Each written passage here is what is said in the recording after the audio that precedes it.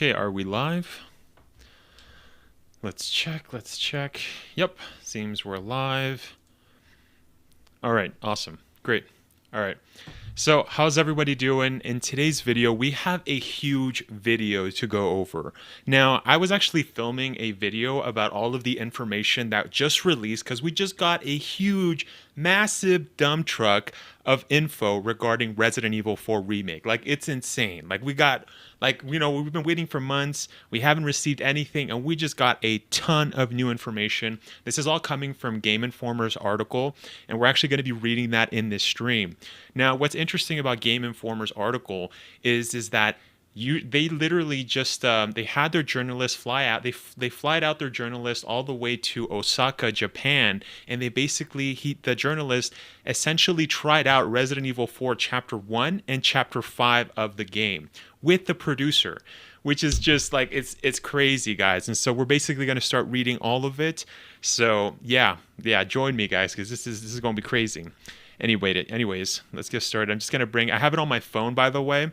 So yeah, let's get started. Now, it is worth noting as well that I'm not going to be reading out every single part of the article. You know, I'm going to start off from where the details get really juicy. Because like I said, there's so much info, it's crazy. As mentioned, I was actually planning on releasing a video, and then it was going over the 20-minute mark, and I'm like, you know what? I'll just go live. I'll just go live, man. Yeah, it's crazy. A cowman, you enemy. Yeah.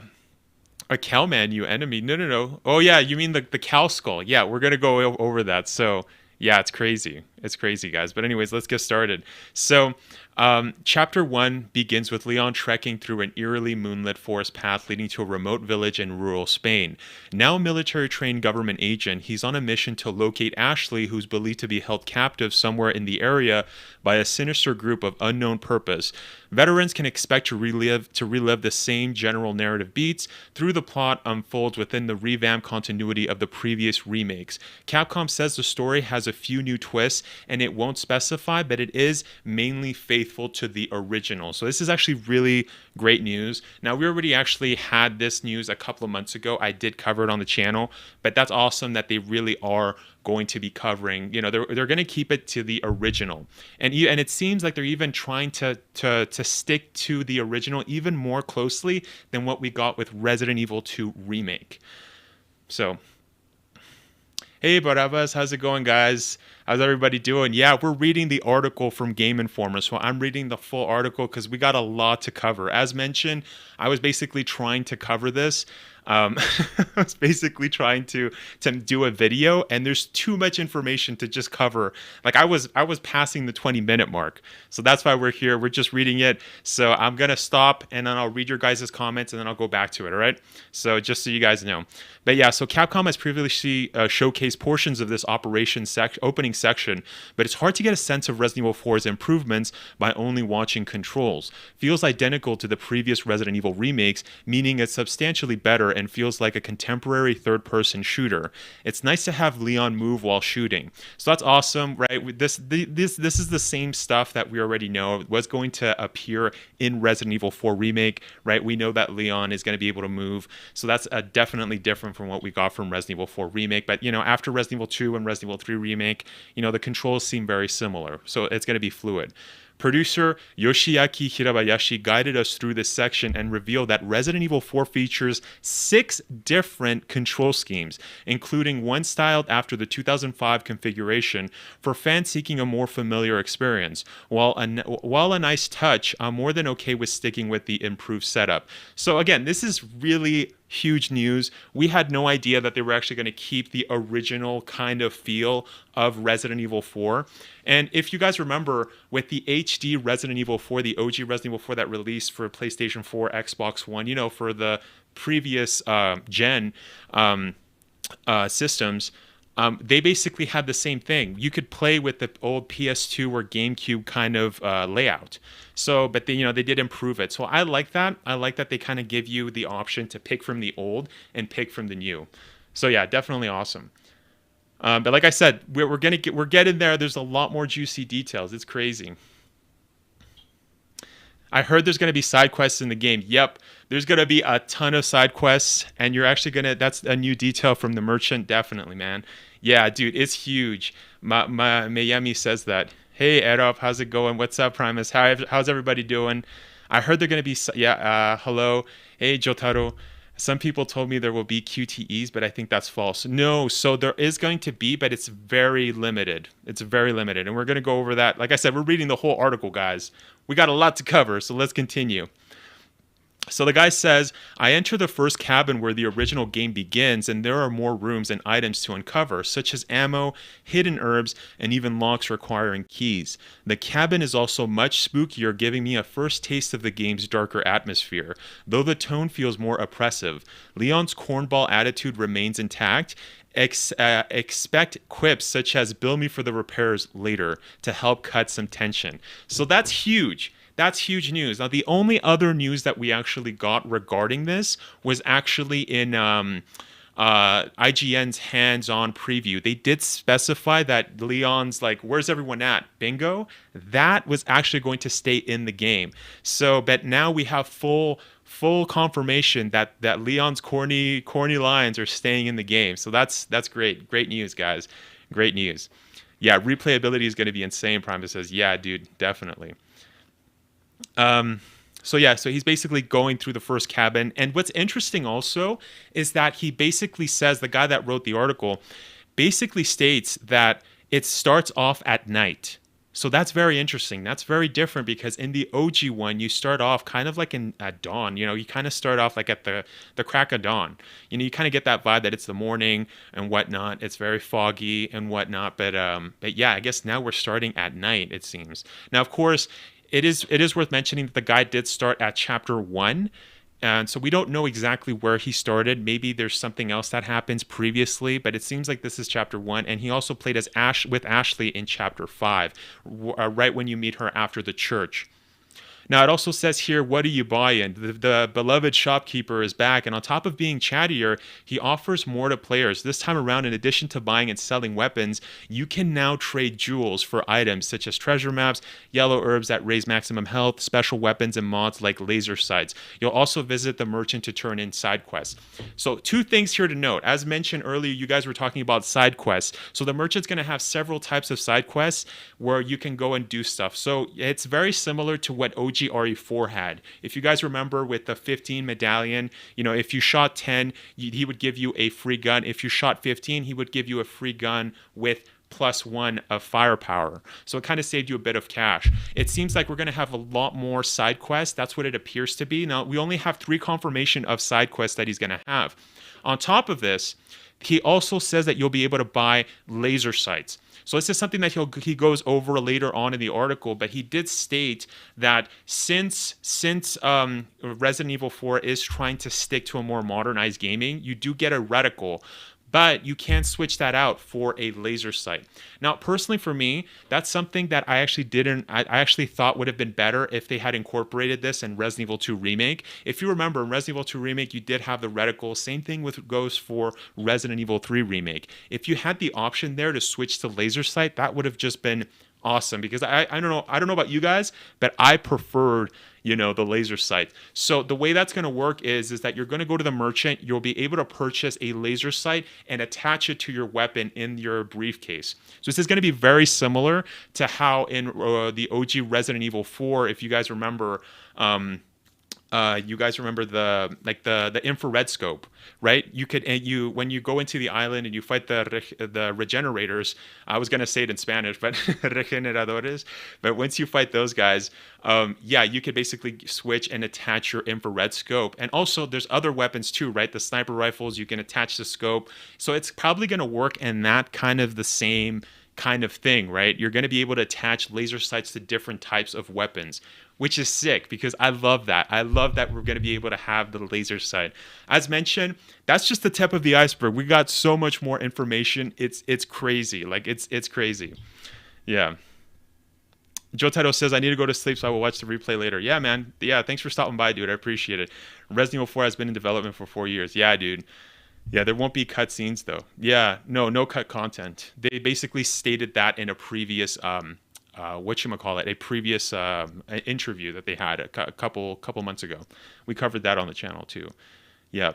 So we're going to be continuing. So as soon as I come face to face with the first ganado, one of the many villagers whose bodies are hijacked by Las Plagas, a parasitic creature granting increased strength, durability, and other freaky tricks, his neck sits snapped to its side, making his head rest on his shoulder at a gruesome angle. This visual isn't just horrific touch. Capcom calls this out as an example of how it uses gameplay to achieve greater narrative cohesion, or in layperson's terms, visual hints contributing to world building.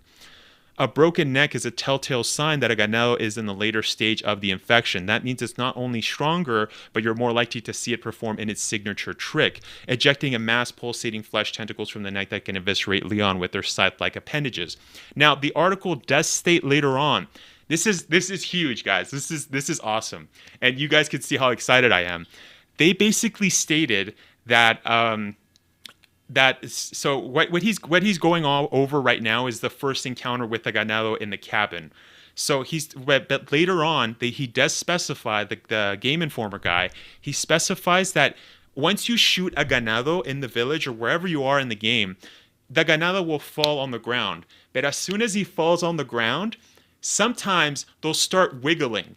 And once they start wiggling, you can actually do a ground execution. So you can stop it from transforming into the tentacle, Las Plagas best, which is just, it's crazy. Like, it's sick, dude. That is so awesome that they're incorporating that and they're adding that into the game where you can basically stop a ganado from transforming by doing a ground execution. That's going to be sick. So that's just going to be wild to see. While you're playing the game, you're shooting ganados or wherever you are. As soon as you shoot them, they're going to go down and they're going to start shaking. So you'll know, oh, dang, okay, I'm getting flooded here with enemies, but that means I'm going to have to run around and start shooting them, you know what I mean? And start doing that ground execution on that guy before he gets up. So there's going to be a time limit before that guy starts, wriggling on the ground, and you're going to have to do that. It's crazy, dude. Like, I'm so excited. It's crazy, dude. Yeah. That's totally cool. I just hope to remember it. Yeah, dude, stop a transformation. Yeah. We're going to go over that. Like I said, we're reading through the whole game Informer. There's so much information we have to go over. And so I'm giving you a taste of what we're going to be reading. But yeah, it's sick. So, like I said, he's basically going through the initial cabin where Leon goes and talks to the first ganado, like, hey, where's Ashley? That kind of a scene. Of course, he doesn't go over into details as to what happened. Oh, and by the way, you know how my theory on how the dog is still alive?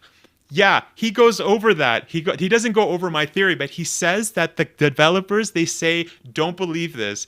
And they say, don't believe that the dog is dead. So that just confirms that my theory is true, guys. The dog is alive. This is crazy. It's crazy. That's going to be twice now. If this is true, this is going to be twice. And that was the producer actually talking to the Game Informer guy. He's like, yeah, that's the dog, but that's not really, we're going to go over that, but that's not the dog. And it's like, dude, so that means that's going to be my second theory that I've actually theorized, and it will be true. Now, if you guys remember, when I first started my channel, I actually did a theory saying that Ethan was going to die in Resident Evil 8 Village. Yeah, well, now it's the dog is not dead, dude. Capcom's capping. So if you guys missed that video, go check my theory video, because it seems we got evidence that the dog is alive, guys. Yep. Yeah, it's crazy. So let's continue, guys. Let's get to this. Thankfully, it doesn't come to that. Using the new Quick Weapon Select, in which up to 8 firearms and knives and grenades can be equipped and swapped on the fly. So that's the other thing. They actually showed a screenshot, and I'll do another video going over all of the screenshots. But yeah, they did all the screenshot basically shows like all of the weapons. So you can go right, right, left, up, and down to get all of your weapons. So this is very similar to what we've had before. But just a little more, right? As mentioned here, he states that there's 8 firearms, knives, and grenades that can be equipped simultaneously. So it's not like the OG RE4 where you had to go in your inventory, your briefcase, and you had to click the weapon and then equip it and then go back to firing. No, you could do it on the fly. Just double tap or tap once, whether you go up, right, left, down. So, dude, it's crazy. Now, he does say that I will pull out my pistol and unload rounds. Shooting feels weightier and more impactful. The PlayStation 5 DualSense haptic feedback features add to this sensation. Targeting limbs disables them entirely, and headshots create a satisfying, albeit disturbing crunch. Dude, that's actually something that I just referenced in RE4, the OG RE4. We just finished that stream, if you guys didn't know, where we were basically translating all of the Spanish. But yeah, getting headshots in that game is so satisfying, hearing that gushy thing, right, as soon as you shoot a Canelo. So the fact that Capcom has put a lot of attention to detail into adding those controls into the PlayStation 5 haptic feedback is going to be great. Like, it's awesome. You know, they also did that with the free upgrade to the new next gen that they released for all their systems, right? Xbox and PC. But on top of that, they also went the extra mile to add extra weightiness to the shooting for Resident Evil 2 Remake, Resident Evil 3, and as well as Resident Evil 7 using the haptic feedback. That's something that Capcom, nobody took, because not every game does that. Not every game pays attention to the small details like the haptic feedback, only like PlayStation exclusively games. And of course, Resident Evil 4 Remake is not an exclusive game, so that's wild and awesome. You know, this is good news for PlayStation 5 owners. So yeah, guys, this is crazy. Yeah, so it says about Ashley can't hide anymore, and you must defend her when she doesn't have a health bar. But when she gets enough hits damage, she will hit the ground to revive her. Yes, that's exactly what it says. Yeah, and we're gonna go over that. Yeah, like I said, guys, the dog is with us. Yeah, doggy is alive. Yeah, it seems like it. Like I said, we're gonna go into that. So let's continue. So a traditional reticle replaces the pistol's. So this is what we were discussing before. A traditional reticle replaces the pistol's laser sight from the original game. I asked Hirabayashi about this change, who explained that the team merely wanted Resident Evil 4 to fall more in line with contemporary third-person shooters. This loss is only temporary. You can acquire an attachable. Oh, sorry. Yeah, this loss is only temporary. You can acquire an attachable laser sight later in the game. Aiming still feels precise without this assist, but tougher to pull off. So that's exactly what we were just discussing. You know, it is confirmed that when you first start to play the game, you won't have access to laser sights, but later on, as you progress through the game, you'll be able to purchase laser sights for your weapons, and you can have that classic RE kind of style, just aiming with the laser sight, which is sick. It's sick. That's how RE should be, you know, after Resident Evil 4 implemented that. So it continues, aiming still feels precise without this assist, but tougher to pull off, mainly because the Ganelos maneuver in a more erratic fashion than before. I waste several shots as he bobs and weaves out of harm's way before he suddenly lunges to seize me. So this is actually really dope. This is something that I wanted when they remade the game, is to really make us feel like we're fighting a different enemy type. So one of the most revolutionary things about Resident Evil 4 was the enemies. You know, as soon as you go through the village and you go there and there's a bunch of ganados and they're all talking, vayan por detrás, and they're like, te voy a matar. All of them are saying those things, those lines. They're all plotting against Leon.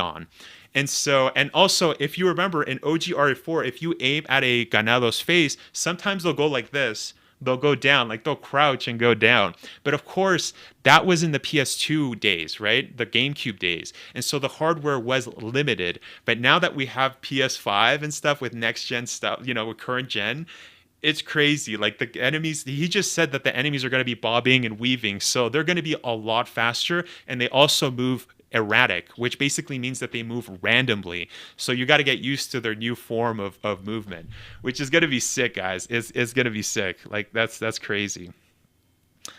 Yeah. Yeah, so let's continue. Though Leon can now quickly dodge away from danger. Now, this is actually very interesting about this part of the article. The article doesn't specify how he's going to be able to dodge. Now, it does state that there's no more QuickTime events. So it's not like before where if, there's an attack coming from a big guy, Leon could do a somersault, and go back. That's not going to be the case. You don't have to press L2 and R2 or X and square. So I'm curious, is it going to be like a dodge mechanic that was incorporated in Resident Evil 3 Remake? The same kind of dodge mechanic that Resident Evil 3 Nemesis had? Is that what's going to happen? Are you going to have a dodge mechanic to dodge? So you can get out of the way. So it basically says here, now of course I'm just speculating here, but we're going to read exactly what it says. Though Leon can now quickly dodge away from danger, I fail and get caught. I can mash the X button to escape, but I opt for equating my combat knife with his throat by responding to an R2 prompt. So this is something that we saw in the extended gameplay trailer. If you guys remember, when Leon was with the chainsaw guy, you had a prompt to basically press R1, and then you could literally, take the brunt of the attack, right? The grunt of the attack, and then after you could, and there was also another instance where Gandalf grabbed Leon, and you have to press X, push the guy off you, but you could also do the R2 and stab him in the neck. So that was interesting, right? That's very similar to what we got with Resident Evil 2 Remake, or even the OG Resident Evil Remake. So yeah. But as mentioned, I don't know if what he said before. He said you could quickly dodge away from danger. I wonder if that's like an R1 button, kind of like what we got with Resident Evil 3 Remake. Now, despite how it appears, dropping my would-be killer for good. Despite how it appears, don't expect the remake to feature many QuakeTime events like the original. So that, we got a question just a couple minutes ago regarding the QuakeTime events. And so there's your answer. Yeah, we won't be getting QuakeTime events. This was confirmed a couple of months ago, by the producer. He did say that QuakeTime events are not going to be a thing, that much of a thing. Like, they are going to be there, obviously, with the R1 when you press, against the Dr. Salvador, but yeah, it's not going to be as common as it was in PS2 days. But of course, back then, all the games had QuakeTime events, and nowadays it's very rare to see that. So, yeah. One of Capcom's main goals from the start was to do away with these antiquated sequences while reworking some of them into a more engaging forms that better fit modern gaming. Knife combat is one of the most prominent examples of this mechanical shift. Brandishing Leon's trusty blade right before the melee attack connects triggers a parry that knocks foes back, adding a welcome layer of defense, plus it just feels cool to execute. So if I'm not mistaken, brandishing means like you're basically showing your knife, right? So if you show your knife before an enemy comes, you could literally do a parry or something, maybe a knife or whatever, and kind of back away. So that's going to be so sick on knife runs. And sure enough, that's what the guy actually says. John Constantine said, Resident Evil 4 Dark Souls Edition. Yeah, they're adding a parry. Like, that's crazy. Like, they haven't done that. Well, they did that for Resident Evil 3 Remake. You guys remember with Carlos, if you played as Carlos, you could literally, you could kind of do like a shoulder shove, right? So he didn't have a dodge. He had a shoulder like push or whatever. If you timed it well, you could do a shoulder. So I guess it's going to be something along those lines. That's what it seems. But as mentioned before, there is an evade kind of a mechanic, obviously, but he doesn't go into too much detail. Yeah, Primus says maybe it's just evading. Yeah, I'm really curious to see what he means by that. But that would be very cool if you could actually do exactly what Jill and Carlos do in Resident Evil 3 Remake. So you could do the same, where Carlos did a shove, so that would be Leon's knife or whatever, knife parry. And also Jill's kind of roll of a dodge or something, or like a step back or a quick step. You know what I mean? That would be sick. So, yeah. Plus, it feels cool to execute. Once the parry mechanic had been implemented, so this is Kadoy, this is actually one of the producers. He says, once the parry mechanic had been implemented from that point, when I played the original, I found myself wanting to parry in the original as well, says Kadoy. This was when I felt things became very interesting.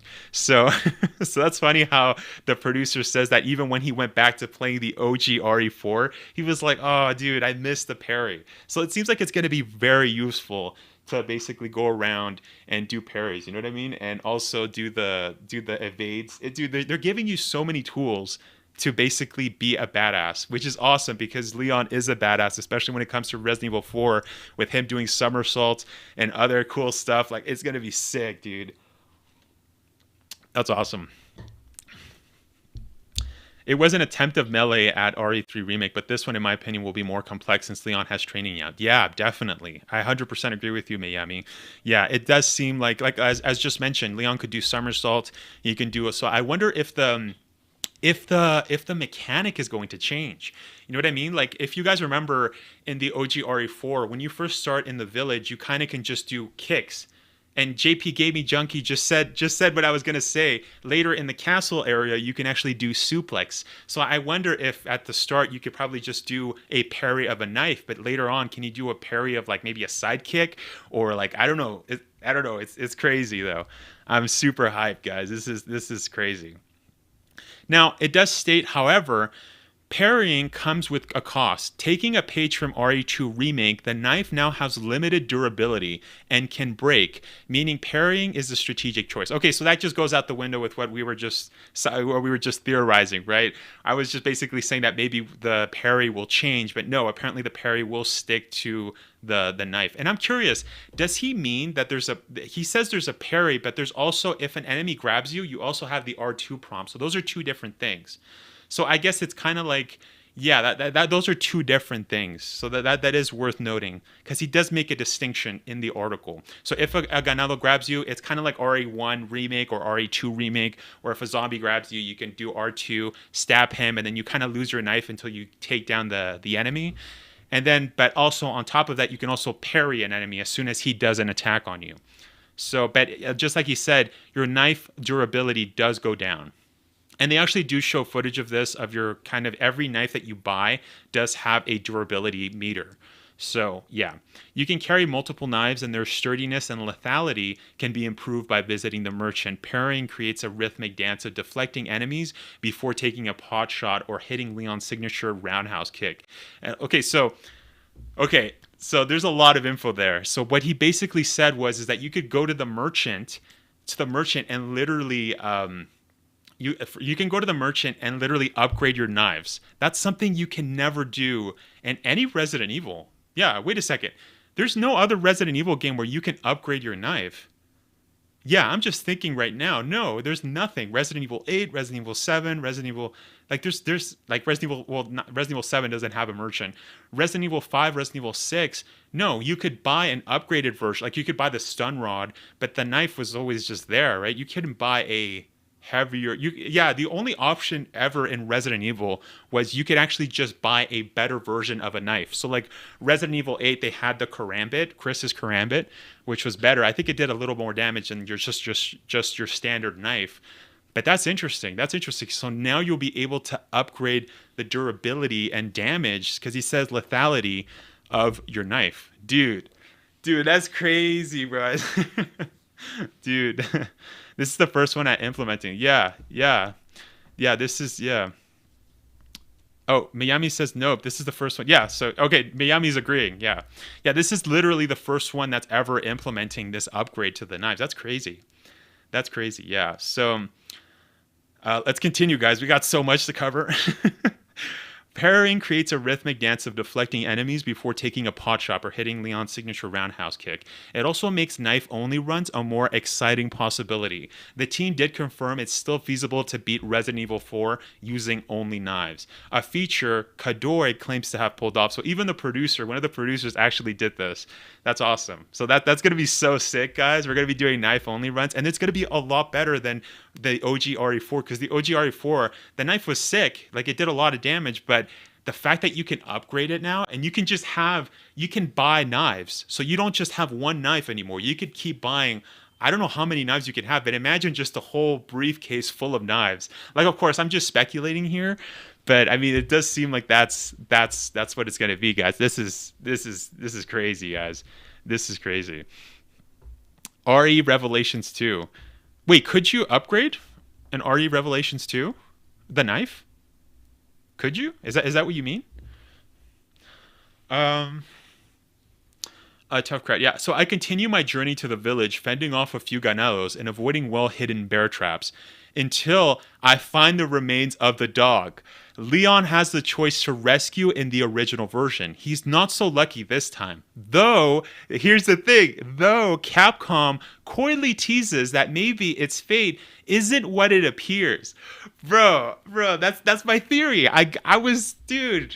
The producers were, by the way, just to put some more context, the guy that's playing this, Marcus Stewart, is the guy that wrote the article. He was literally playing the game right next to producer, right, to Camilla and Kadoi. So you're going to see later on in the article where he's basically like, pass me the controller, I'll show you. I'll show you how to do this side quest. Uh, so dude, it's awesome. So that's if this turns out to be true, and it seems like it is, that's gonna be 2 theories now that I've guessed right, guys. So yeah, this is gonna be sick, guys. Yeah. Yeah, knife only or back. Also multiple knives. Yeah. Only male power, I think. Yeah. I see. Yep, and swing speed. Oh, I see. But is that for raid mode, or is that for the story? It's been a while since I played Revelations too. It wasn't my favorite. Wasn't my favorite, but yeah, it's been a while. I don't remember like the subtle like small details like that. Um let's see. Story. Oh, it was for the story. Ah, interesting. I'm gonna have to replay that. Yeah, it's been I think a couple of years now, maybe like three, four. I have to get a refresher of that. But thank you so much, Brandon Lewis. I'll definitely check that out. Um, so okay, let's continue, guys. Let's continue. So he's not. Yeah, I reached the village. Yeah, Coily teases that maybe its fate isn't what it appears. I reach the village and pull out my binoculars to spy the residents milling about as one of Leon's police escorts is set ablaze on a stake in the town center. Okay, so this is just him moving throughout chapter 1. So it seems that this is all, he hasn't really specified everything. So you remember how before it was kind of confusing, and he does also state that to kind of see when the game kind of starts. So it seems like he did specify that the game starts at night, right? So that's where you kind of saw the shot in the game, that extended gameplay trailer of Leon going through.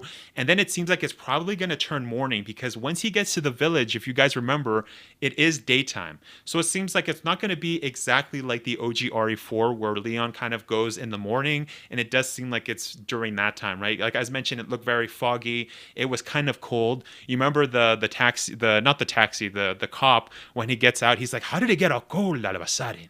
He goes out and he says that. So yeah, it seemed like that was morning, because that's usually kind of, the morning is kind of cold, it's kind of chilly, it's kind of foggy too. So it's interesting. So that's going to be changed. It is going to be fully night, and then it's slowly going to raise. It's going to go to the morning, and that's when he gets to the village. So let's continue here. Oh, sorry. Yeah. Avoiding well-hidden bear traps. Oh, yeah, I'm just going to start over the paragraph. I continue my journey to the village, fending off a few ganados and avoiding well-hidden bear traps until I find the remains of the dog. Yeah, okay, we read that. I reach the village and pull out my binoculars to spy the residents milling about as one of Leon's police escorts is set ablaze on a stake in the town center. At this point in the original, players can either charge in, guns blazing, or try to sneak in and pick off enemies quietly. That's still the case here, but stealth is far more viable now that Leon can crouch and move discreetly. So that's something that we actually heard from IGN's hands-on preview. We do know for a fact that Resident Evil 4 Remake will have certain stealth segments. But you can't go throughout the whole game in stealth. The producers literally said that you can't. You are going to be able. You are going to get alerted, and you're going to have to fight normally. So it's not going to be super stealth like Metal Gear Solid or something like that, right? So I take the first path on the right and creep up to the oblivious villager and knife her down before she can react. Silently picking off foes feels good, and I opt to thin the herd as quietly as possible. So that's also interesting. We were just talking about Revelations 2, and wasn't it in Revelations 2 where you could do takedowns? I remember specifically Barry could do like knife takedowns that were like quiet, right? Especially when you're going on with that Natalia, was it? Yeah, Natalia, you go around, you can do like stealth segments there, if I'm not mistaken. So it seems like that's going to be the case as well, right? The other time that there was also stealth was in Resident Evil 6, but again, the stealth was really bad. So you remember if you guys were in the city and there was like a zombie kind of running, you could kind of do like a takedown. You press R2 and you can kind of trip him and then just, and kill him. But yeah, dude. Yeah, raid mode character perks. Hey, Walker Dead, how's it going, man? Yeah, thoughts on season 1 of Resident Evil series so far? I haven't watched it, dude. I've been so busy with so many videos, but I'll watch it after, dude. Yeah, I have to go on Instagram. It's been a while, but yeah, dude, it's been it's been a while. Walker Dead Phoenix says I want a PS5, but yeah, dude. It's like we were just discussing, the haptic feedback looks like it's gonna be sick. It's gonna be an extra functionality that Xbox or PC players are going to sadly miss out on. And so let's continue. That goes well until I silently picking off foes feels good, and I opt to thin the herd as quietly as possible. That goes well until I step in plain view of an enemy blowing my cover, and then the mob descends upon him. So that's when you have all the guys showing up. Ahí está. As I learned during my cabin encounter, the ganados are harder to shoot, especially in groups. I can survive this onslaught without much trouble in the original, so I'm surprised at how quickly I'm surrounded and overwhelmed here. So again, that's something that I'm really looking forward to in this remake, is the fact that yeah, the enemies are going to be a lot smarter. The enemies were smart in the OG RE4, but the hardware was limited, so the AI now for the enemies is going to be a lot better. So I can't wait, guys. I can't wait to see how that goes. So he did state that, right, he got overwhelmed really fast. So it seems like they are coordinated. The AI for each of the enemies are more coordinated, and they're like, okay, go around, go flank him, dude. Vayan por detrás. Ahí está, mátalo. It's crazy, dude. It's sick. So yeah. This section is intense. Herding the mob into your line of fire is challenging. Their newfound unpredictability gives the ganados an intimidating factor they haven't had in years to cope. I take advantage of a more plentiful environment traps, such as shooting down lanterns that burst into flames on impact. We did see a bit of this in the extended gameplay. You remember when he sacrificed that cow, the guy that was playing for IGN? So that's the lantern. Sometimes even cows can catch on fire, yes, causing them to sprint off in a panic where they trample and ignite enemies in a wild visual. The intensity ratchets when some fallen ganados begin convulsing. So you guys remember what I said before, that ganados start convulsing when they're on the ground, but you have to use your ground execution. Remember that, guys. Remember, ground execution. Dude, it's sick. Let's see, where was I? Sporty fleshy. Take it too long and they'll rise. Yeah, there you go. So if you see this, you need to perform a ground execution immediately. Take too long and they'll rise again, stronger, neck snapped, and possibly sporting a fleshy tentacle hat. Fighting through crowds to stop a single enemy from becoming a more significant threat is a devilishly fun addition to forcing me to be an extra mindful of everyone I drop. Fighting through crowds to stop a single enemy from becoming a more significant threat is a devilishly fun, more devilishly fun addition, forcing me to be extra mindful of everyone I drop and to ensure that they were down for the count before moving on. Dude, that is sick. Like that's what we were talking about. So that's awesome that you can actually prevent the transformation of the ganados turning into the tentacle mess, It's crazy. So he later continues, eventually, the dreaded Chainsaw Man, a.k.a., well, he doesn't state here, but, we all know Dr. Salvador, makes his menacing presence known. This tank-like enemy still absorbs a ton of bullets, and the ganado's increased rabidness makes avoiding the wrong end of his chainsaw even more challenging as he pursues Leon. He destroys some paths with his weapons, thus limiting your escape routes. It's here that Hirabayashi informs us that these blockades created by the Chainsaw Man persist when you revisit this village square later for a nice touch of continuity. So we do know that you kind of pass through the village twice, right? The first time is during the day, right? It's during, I guess, the morning where Leon goes there, that first encounter with all the ganados. Second time is when he kind of pops in and it's during nighttime. All right, no, is it during night? Yeah, it's during nighttime, isn't it? That's when the guy has the jacket. Correct me if I'm wrong. We just played it, and I'm getting confused. Is it 3 times or I think it's twice. Yeah, when the guy has his jacket on, and you're like, hey, no. No, I think it's 3 times. The second time is when the guy with the jacket, and then after, I think the third time is when it's raining, and that's when Ashley is there. That's when you just escaped the church. So that's going to be in chapter, I think. I'm getting confused. Let me know. Let me know, guys. So will they have broken necks and become stronger? No, so when they have broken necks, that's your first encounter with the ganado.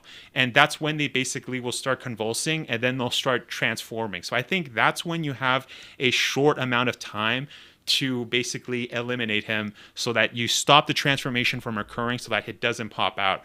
But I don't know in that case, because that seems like that's just an introduction. What he stated before, the guy in the article stated that it seems like that's just an introduction to the ganado. That's their first encounter with a ganado in RE4 Remake. So yeah. Yeah, Bayami says, yeah, 3 times. Thanks. Yeah, thank you. Because like I said, we go there a couple of times. But yeah, let's see. Okay, so this tank-like enemy still absorbs a ton of bullets, and the ganado's increased rabidness makes avoiding the wrong end of his chainsaw even more challenging. So that's awesome. So that basically means that it's going to be harder, right? Harder to avoid his dodges, especially when everybody's just swarming you. We kind of saw that with the extended gameplay. And dude, it looks sick. It looks sick, especially since that's an enemy that you encounter so many times, right? Throughout the whole RE4, you encounter Dr. Salvador so many times, and it's gonna be sick. Yeah. As he pursues Leon, he destroys some paths with his weapon, thus limiting your escape routes. Okay, so that's actually very interesting, because if you guys remember, at the end of that extended gameplay trailer, when Leon gets his gun and kind of does like a block, right behind of Dr. Salvador, you can kind of see some boxes there, like almost like he kind of swashed those boxes so that Leon would get trapped in that kind of corner, right behind one of the houses, and then that's when he goes in for the kill, and that's when Leon has to use his gun. So that's sick that he can close off areas to literally attack you. Dude, that is crazy, dude. That's just insane, man. Yeah, there's 3 times, and the second one is the encounter with Mendez, where you get the key to enter the church. Okay, the second that's when you go over to that side to go and rescue Lewis, right? That's what you mean, yeah. What's your ethnicity? I have a lot of ethnicity. Does that mean the knife will break faster? Maybe. I don't. Yeah. So we did cover that just a couple, maybe like a couple minutes ago.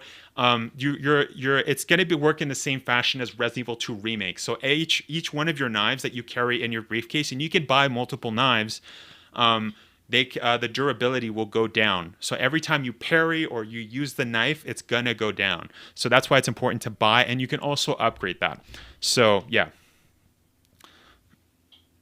Wait a second, did this guy mention something about avoiding Dr. Salvador the first time you see him? I remember that you were able to avoid his encounter by not going to the trigger house. That's a good question. No, he doesn't specify that. So that's interesting. They might have changed that. That's a very good question, Mayami. Yeah, that's a very good, because yeah, in the OG one, like I remember as a kid, when I went past that first section, I did not encounter Dr. Salvador. I did not go in the house until after you get swarm, right after the whole swarm. So I'm actually really curious to see about that. That's actually very interesting. But no, there's nothing that he states here about that. Anyways, let's continue. So this tank-like enemy still absorbs a ton of bullets, and the ganado's increased rabidness makes avoiding the wrong end of his chainsaw even more challenging. As he pursues Leon, he destroys some paths with his weapon, thus limiting your escape routes. Okay, so it's here that Hirabayashi informs us that these blockades created by Chainsaw Man persist when you revisit this village square later for a nice touch of continuity. Oh, so that's interesting. So that's really interesting. So if you're fighting Dr. Salvador and he decides to close you off on one end, then you can't pass through that blockade stays there for the remainder of all the other times that you go through the square, the village center. So that's cool. That's really cool. So imagine if you're playing on like really hard professional difficulty, you're going through and the chain, Dr. Salvador just closes you off a bunch of times. The next time you go back there, those blockades are still there. So that just makes it harder. Dude, that's sick. By the skin of my teeth, I complete this section without dying, with Leon delivering his signature bingo line as my reward. So yeah, that was already confirmed with IGN's hands-on preview. The guy did state that the bingo line is there. But as mentioned, what this guy specifically stated is that Leon's cheesy lines are still there. So he still says them. So that's awesome. Takes upon his, as my work. Hirabayashi takes it upon himself to reload the sequence and get Leon killed so I can witness one of his many gruesome death scenes. So this is more confirmation that there's going to be different types of death scenes for Leon. I watch a guy. I you get killed so I can witness one of his many gruesome death scenes. His many gruesome. That's being the key word here. Many. So that's awesome. I watch a Ganado grab Leon's head and brutally shove his thumbs through his eyes as he screams in agony and his sockets run red. Bro. So the Ganado literally. So he pulls the Kratos. I don't know if you guys remember in God of War 3. I remember when Kratos kills Poseidon, you can press L3 and R3 and you kind of. So that's going to happen to Leon if you get sworn by Ganado and get grabbed. The Ganado will just use the strength to just. Bro, that is sick, dude. That is sick. Brandon Lewis says, anyone playing on hard difficulty from the start? Yep, I am. I only play on hard difficulties, dude. That's what we do. And if you guys missed it, I also will be translating the Spanish in my first playthrough. So once the game releases, I will be playing it on a hard difficulty. And I will be translating all of the Spanish so that you guys know exactly what they're saying. And if you guys missed it as well, we just covered all of the Spanish. We just did a full stream of RE4 where we basically covered all of the Spanish so you guys are ready for Resident Evil 4 Remake. Because as mentioned in that video where I actually spoke with the head translator of RE4 Remake, he did specify that a lot of the Spanish lines that are in RE4, the OG one, are also going to be in the remake, but they're going to be, the Spanish is fixed, so it's going to be more on the lines of Spanish from Spain, so it's going to be more realistic. You know, you're no longer going to hear a Spanish that's more vague. You know what I mean? So yeah. Poor Leon. Could the Duke get mentioned in RE4 Remake? Yeah, hopefully they do add that. Yeah. Let's see. I wonder if Ashley has some death scenes. Yeah, so she is going to have some death scenes. Yeah, we're actually going to go over that, how that mechanic works. But yeah, your right hand comes off. Yeah. Yeah, you're talking about when Leon talks to Salazar about Verdugo. So yeah, sick. Yeah, so that's awesome that he's going to keep the cheesy lines, bro. Like that's sick. All right, we're going to continue. So I watch a Ganado grab Leon's head, brutally shove his thumbs through his eyes as he screams in agony and his sockets run red. Leon has several grisly new ways of meeting his demise, and they're startling motivations to stay alive whenever possible. So that's sick. That means that the game is going to have so many death scenes. So that's great that they're keeping that. You know, that's great. Ashley finds her footing. So I jump into chapter 5, which begins shortly after Leon has retrieved Ashley. The two hide on the upper level of the village church, where a procession arrives to conduct her twisted ritual. We sneak outside with Leon catching Ashley as she jumps down from the church window, a nod to the original. Night has fallen and it's pouring rain, but we must make our way toward a helicopter extraction point. It's here that fans may agree that Resident Evil 4 truly begins. Okay, so we just got a bunch of information regarding the way that they changed the story. And to be honest, this actually makes a lot more sense. So if you guys remember in the OG RE4, as soon as you rescue Ashley, you try to escape, and then you come across Sadler. So that seems like that's been changed. You're no longer going to be running into Sadler and this part of the game. But if anything, while you get Ashley, you sneak outside of the church while they're having an occultic, occultic meeting where they're all talking and stuff. An occultic meeting, just an average Saturday in the village. And you jump out and you're headed to an extraction point. So this begs the question, are we going to meet Mike? Are we actually going to meet him? Like, are we going to hear him on the comms a little earlier than before the island happens? Are they going to expand his role? Like, it just begs so many questions. You know what I mean? But to be honest, I kind of like that they kind of fixed the story here, and it makes a lot more sense that as soon as, Leon has Ashley, he's got to get out of there. He's got to get out of there as fast as possible. So that's awesome. That's awesome, dude. Where do I find the article that you're reading? Yeah, so it's actually it's a subscribed, so you do have to have a subscription with Game Informer. But check the description of the live stream. I have it right there.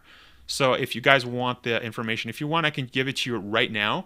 Give me 1 second. 1 second, guys, and I'll leave it right here. But as mentioned, you do have to pay for this. So that's why I'm giving this to you guys for free. I'm reading it. We're not reading all of it because not all of it is pertaining to Resident Evil 4, but this is the link, all right, guys? That's the link. So if you guys want, you can go there. But as mentioned, I think it's pretty expensive. It's like $15. I think for iPhone users, it might be free. I got it for free. So yeah. But anyways, let's continue because this is important. Okay. So yeah, the two hide on the upper level of the village church where a procession arrives to conduct their twisted ritual. We sneak outside with Leon catching Ashley as she jumps down from the church window. A nod to the original. Night has fallen and it's pouring rain, but we must make our way toward a helicopter extraction point. It's here that fans may agree that Resident Evil 4 truly begins. I see. Yeah, so yeah, we read that. Working with Ashley and keeping her out of danger, it is a defining element of the experience that was also somewhat controversial in its day. That mainly stems from some players viewing Ashley as an annoying nuisance. Capcom wants to keep the core characterization of the cast, so I can't promise you'll suddenly love Ashley if she bugged you before. Yeah, you know what really bugged me about Ashley was her voice. Her voice was so whiny and she was such a brat, like especially she's like, yeah, how rude. And you could tell she was just so so annoying, like she, you know what I mean? And that's just her general like voice, I think, was the most annoying for me. Not really anything else, but that's just personal for me.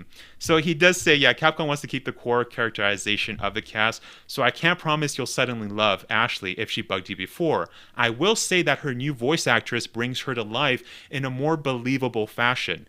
In the cutscenes I witness and in her moment-to-moment dialogue, she comes off as a little more serious, a bit less bratty, and genuinely terrified in a way that made me emphasize with her plight. I never hated Ashley, but I already prefer this version of her. So that's actually really, really cool to see. You know what I mean? Like, it seems like, yeah, she's less bratty and she's more human. You know, she's actually scared. She's actually like freaked out. She's been kidnapped by a bunch of occultists. So that's awesome that they're making it more realistic.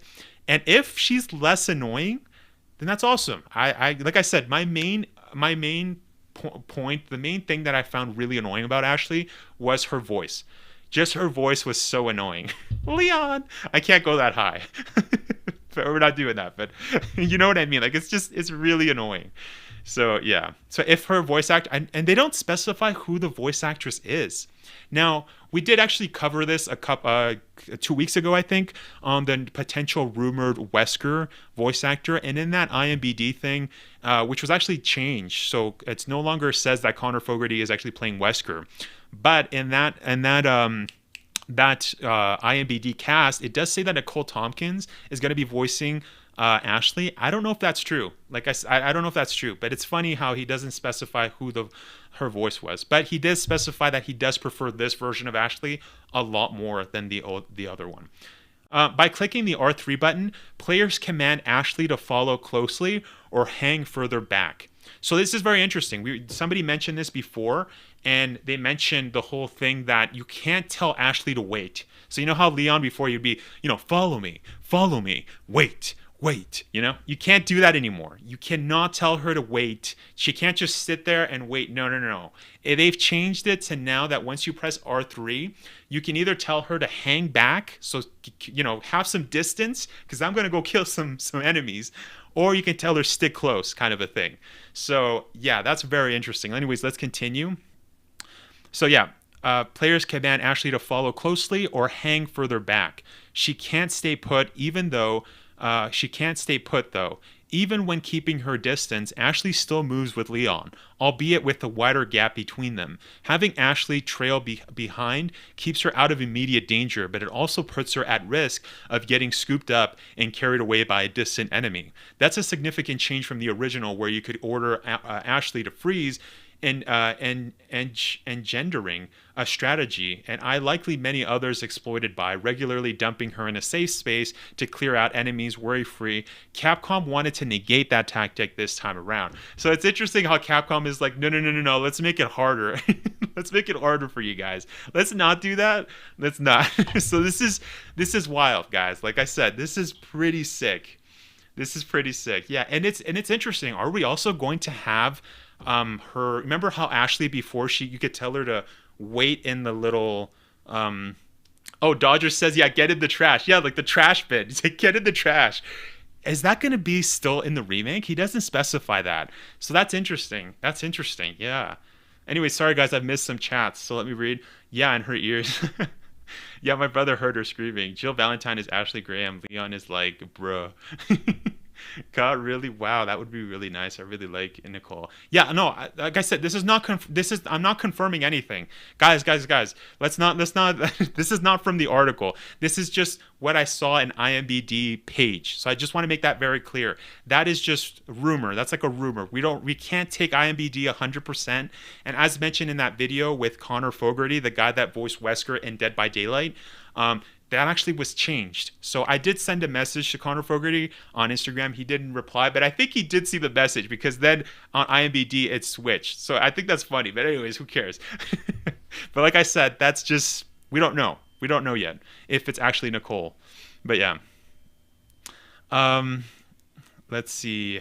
Get in the trash. Ah, yes, Ashley. Come to me, Ashley. Okay, damn, Capcom got it. Yeah, they literally do not want us to abuse that, because there was a lot of areas, like especially with the two Chainsaw sisters. What are they called? The Bella sisters, if I'm not mistaken. I don't know. Correct me if I'm wrong. But yeah, you could actually tell her to stay in a specific spot, and that's the trick that I always used when I went into that area, because there's a spot there where you could just put Ashley, and it doesn't matter where the enemies grab her. It takes too long for them to bring Ashley to the exits, and you still have enough time to run back and shoot and go back. You know what I mean? So that exploit isn't possible anymore. So that's funny. Yeah. Let's see. Haha, damn, Capcom, they got us. I hate to ask, but could you give me a shout out? Wait, what? What do you mean, Walker Dead Phoenix? Wait, are you asking me to self-promote you? No, dude, no self-promotion. That's literally part of the chat, dude. Is that what you're asking? I don't know what you're asking. No, you can't use trash bins no more. Oh, I see. Yeah. No, yeah. Well, like I said, it's not confirmed, but it seems like what he's been saying, you can ascertain that I don't think the trash bins are going to be a part of it since Capcom doesn't want to. But again, he doesn't specifically state that in the article, so we can't really go as far as to say that they won't be there. Like who knows? The guy only played Chapter 1, and Chapter 5 is the only part of Ashley. And I think if I remember in OG RE4, the first time that you encounter a trash bin is right where you go into. You remember that as soon as you go left to the village, from the village square, you go to the left and you go to like the cows where all the cows are, and there's like the 15 medallion tree. Right there on the right, that's where I'm pretty sure that's the first trash bin that you encounter. Correct me if I'm wrong, guys, but I'm pretty sure that's the first one. So far, they haven't even reached that part of the Chapter 5 yet. So maybe they are. Maybe the trash bins are there. Who knows, guys? Who knows? Did you see the new gameplay? No, I did not. Gameformer uploaded? Oh, I had no idea. No. I've just been reading this article from Game Informer. I'm going to have to check that out. Maybe we'll check that out just a couple of minutes after we're done with the article. Ashley Kynan can't hide in. Rubbish. It's confirmed. She always goes after Leon. Yeah, I know it's a rumor, but it's a good one, though. Yeah, the Bellas. Yeah, she will not stand still also. Bella's sister. Yeah. I love it. Read the YouTube title. Wait, what? No, but wait. Kill for Money said that there's new gameplay. Can you confirm that, Kill for Money? There's actually Game Informer uploaded a video of new gameplay? Or did they just state that, because this is what I'm reading. I'm reading the article that basically states all of the information. Like, I'm giving it to you guys. What do you think of the rain effect? The rain effect is really awesome. What if RE4 Remake Wesker makes a cameo appearance? Dude, yeah, I mean, he has to. Like, he's part of the story, but I hope that he does. Yeah, I hope that he is, especially when it comes to Ada's story. I hope that we see more of the backstory of maybe before the mission starts with Resident Evil 4. We have like a one-to-one conversation with Ada and Krauser, since they're both working with Wesker. So yeah. Yeah, you right, yeah. I think so as well. Yeah, what? Not a fan of Ada's look in RE4 Remake. I prefer her. Yeah, I don't know why they took her dress. Man, getting some strong thing vibes from the game now. Dude, I'm so hyped. They've got a time and rain effect, but I don't care. But I do care about gameplay. Yes. I've seen short clips. Yeah, it's just a short clip of new game. Okay, we're going to look at that right after this. All right, guys? Yeah. Yeah, all right. Yeah, we'll do that. We'll do that. Well, you know what? Give me 1 second.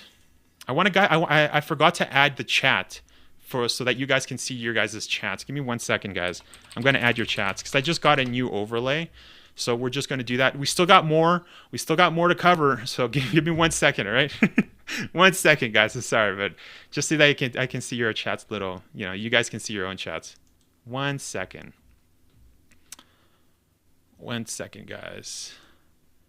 Okay, I'm going to my overlays. Hold up, hold up. Oh, is that the right one? No, that's the wrong one. Wrong one.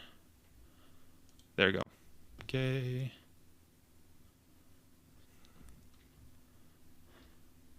Chat box.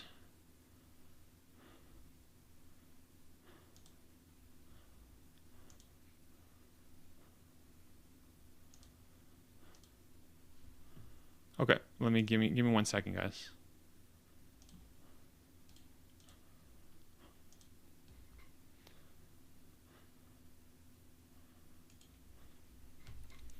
One second. Here we go. Okay. Chat box. I have to adjust it. Give me 1 second. Oh, it's locked. Here we go. Here, yeah. So you guys can see your chats, which will be nice. Because like I said, I just got this new thing, so. Okay. There you go. Okay, it's saved, and I think it just automatically goes there, right? Yeah, I think so. Give me a second. Copy overlay link. Yeah, oh, I have to save it. Yep. Right, it's saved, right? What the hell? I'm not seeing a difference. Oh.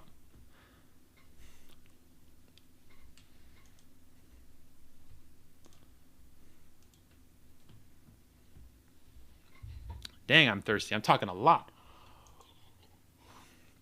Yep, okay, it's working. Yep, it's working. I can see it right now. How does that look? Does that look? Yeah, you guys can see stuff? Yeah, you guys can see your comments there. Though it's not really doing it. Let me just...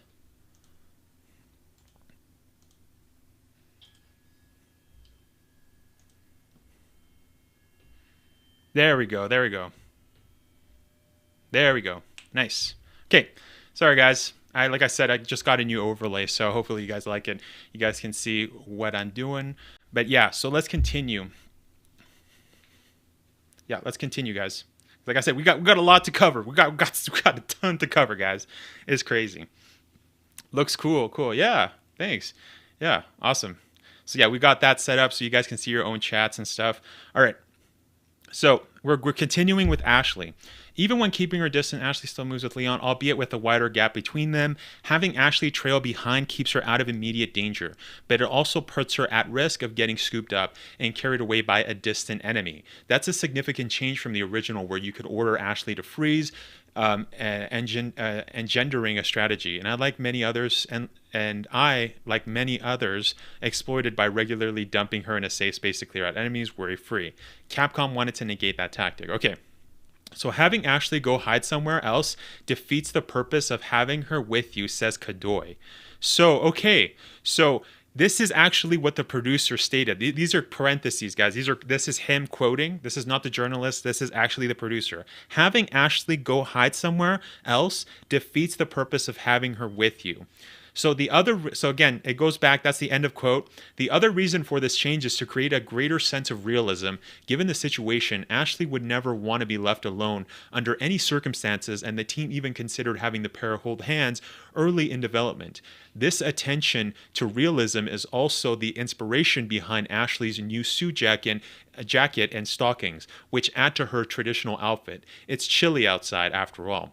So yeah, I really like the new look of her jacket. Now, a lot of people did mention a long time ago that this was actually part of her design in the cut content, or kind of her concept art for Resident Evil 4, like the early concept art. So yeah. Okay, let's continue. Another notable difference is Ashley no longer has a health bar. So this is actually very important, guys. Ashley, notable difference is Ashley no longer has a health bar. Players won't have to worry about spending precious herbs healing her since she recovers over time. It does, however, mean you need to keep a closer eye on Ashley's well-being now that it's not communicated as explicitly. Some enemies drop her with a few hits, others with only one. So, we're going to stop right there because we got a lot to talk about, guys. This is crazy. So, as mentioned before, somebody mentioned it earlier on, but yeah, it's really it's interesting that now that we won't be able to see her health. Now, it's also cool, I think, that we won't be able to waste herbs. Just like the guy said, you don't have to waste your yellow herb with Ashley. No, but you also got to be careful because Ashley will go down a lot. So that actually begs the question, if you're playing on professional difficulty, does that affect, right? Does that affect the amount of hits that she receives? So maybe on normal difficulty, if you're running around with Ashley and Ashley can take like a punch from a Ganao or whatever, or a knife from a Ganao, and she'll be all right. But if you're playing on professional, if she takes any hit, does she go down like a sack of potatoes and that's it? So it's worth noting on that note that he does continue to say, she recovered. It does, however, mean you need to keep a closer. Yeah. Some enemies drop her with a few hits. Yeah. When Ashley absorbs too much damage, she'll enter a downed state. So this is what we mentioned earlier. Remember, we were talking on the chat. She will go on a down state, and where players must revive her by holding a button. If she's struck while injured, it's bye-bye Ashley and hello game over screen. So this is very interesting. So no longer is she... So you know what it kind of reminds me of? It reminds me of Resident Evil 5. You guys remember in Resident Evil 5, if you're playing just with the AI or if you're playing with a friend, I recommend playing RE5 with a friend, by the way. Don't play by yourself. It's not great. It's a co-op experience. But if you play with a friend, the character will kind of go like this, and you'll kind of walk around and the whole screen kind of goes red, and you basically, as your partner, you have to go over there and kind of resuscitate the person by either healing them or pressing circle. It seems like they're kind of going in that route, because if you get hit while the resuscitation, right, while you're resuscitating, if Ashley gets hurt, she's dead. So that means that she kind of has 2 health. So if you're playing on harder difficulties, I imagine the amount of hits that she can take is drastically limited. But she does have a down state, and if she gets hit again while in that down state, she'll go down. So that's interesting. That's very interesting. Oh, I kind of lost my... Wait. Yeah. She'll enter a down state where players must revive her by holding a button. If she's struck while injured, it's bye-bye Ashley and hello game over. Yeah, very, very reminiscent of Resident Evil 5. Resident Evil 6 also incorporated that. But they kind of changed a little bit where the player is kind of on the ground and you can kind of throw caplets in their mouth. But it's the same kind of thing. Yeah. Let's see. The producer, so you want us to improve Ashley? Fine, but you will have to stick with her 24/7. Yeah, dude. Walker says the original RE4 game always will be a classic. I would rather play that more. Yeah, I mean, who knows? Maybe this will be really good. And so far, all of the things, the changes that we've heard so far with this whole article, like I said, there's a little bit more. It seems like it's going to be awesome. So not going to lie. Oh, Kill for Money. That is the link for the video. Oh, sorry, Kill for Money. I can't receive links on the chat because I get bots. Like bots, like they'll send links that are not good. So yeah, let's see, do you follow me on social media? Maybe you can send it to me there, or just tell me where you got the video and I'll just get it. Yeah, we'll do that after we read the article. Like I said, there's just a couple more. There's still a lot more. Let's see. Yeah, we still got pages. We still got pages to go, guys. Okay, give me a second. Let me just go back. Yeah, no, there's still a lot more. It's not a little. Okay. Like I said, this is why I was making a video for you guys, and I'm like, no. I'm going past the 20-minute mark. I got to do a stream. So, yeah. I hope they don't do the hand-holding thing that makes me think of Emma from Metal Gear Solid 2. That was pretty lame. Yeah, we're going to get to that right now. They actually do mention that. So, let's see. I lost my place because I was looking how much more we had, and we still have a lot. Here we go. Capcom wants Ashley to feel more helpful, so it added more environmental situations requiring 2 heads instead of 1. They can be as simple as lifting Ashley to a platform to kick down a ladder, or sending her through a small crawl space to unlock a door from the inside. You'll encounter several of these tag team focused barriers before meeting her, providing an incentive to revisit previous areas. That's cool, because here's the thing, in Resident Evil 4, we don't really get much of a chance to revisit areas. The game really does kind of push us to continue forward. Of course, we do revisit certain areas, like we just mentioned before, the village area, right? We revisit that section. Or in, I'm just remembering right now, in the castle area, after Ashley gets taken when she's being really annoying, and she's like, leave me alone, Leon. And she goes, and then the spikes come up, and then she gets trapped or whatever, and it gets turned around. That part, you actually go back with Ashley, and there's like treasure. So that's just a couple of times where you can actually revisit. But most of the times, revisiting is not really something that's kind of encouraged, which is kind of a shame, because that is a staple in the Resident Evil franchise, right? Is to revisit. So I'm curious to see if they're going to push that a little bit more. You know what other thing I just recently heard is that Dead Space Remake apparently added that kind of a feature where now going back to places that you were before actually rewards you with other weapons, other gear types, new enemies, or not new enemies, but enemies that you can fight again. I haven't played Dead Space Remake, but if they did add that, which, like I said, the review that I watched said that, that's awesome. And so it seems like maybe Resident Evil 4 Remake will also be incorporating that, where there's going to be more of an incentive for you to go back, right? Go back and see those to go back for previous levels, or not levels, but you know what I mean, areas. Yeah. And also the fact that Ashley now, she kind of acts more like they seems like they're giving her more of not abilities, but more of more tasks, I guess, more to do for Ashley. Because I remember Resident Evil 4, the OG, there's only a couple of instances where you need Ashley to open a door or do something. But it seems now they are kind of playing up that factor, and we've seen that with previous Resident Evil games, right? If you guys remember, I think Resident Evil 0 was the first one to kind of do that, with Billy kind of lifting up Rebecca. There was like 2 instances in Resident Evil 0 where you had to do that, or maybe more. Correct me if I'm wrong. I'm just remembering 2. And also Resident Evil Revelations 2, with Natalia, she would do that, or even more with her. She had like a melee weapon. So it seems like characters that don't really have combat experience, they can still help out. And that's cool that they're adding other ways that Ashley can help you, So that's dope. Yeah. Yep, get a Magnum. Backtracking is always... Yeah, backtracking, that's it. It'll be interesting if we're going to find Ashley hiding in trash bins after a certain amount of time. Yeah, like let's mention, this guy doesn't go over if trash bins are going to be a thing. And as mentioned, he doesn't specifically see that they're not, so it could still be. As mentioned, the first trash bin that we basically encounter in the OG RE4 is right when you go to that farm area, right at the left of the village, where you see the 15 medallion, where you kind of see that whole thing. So that's the only time really that's applicable. You know what I mean? And this guy still hasn't even reached that area. He's still at the graveyard. So, yeah. Oh, somebody wants to send me a message. Is that Kill for Money? Is that you?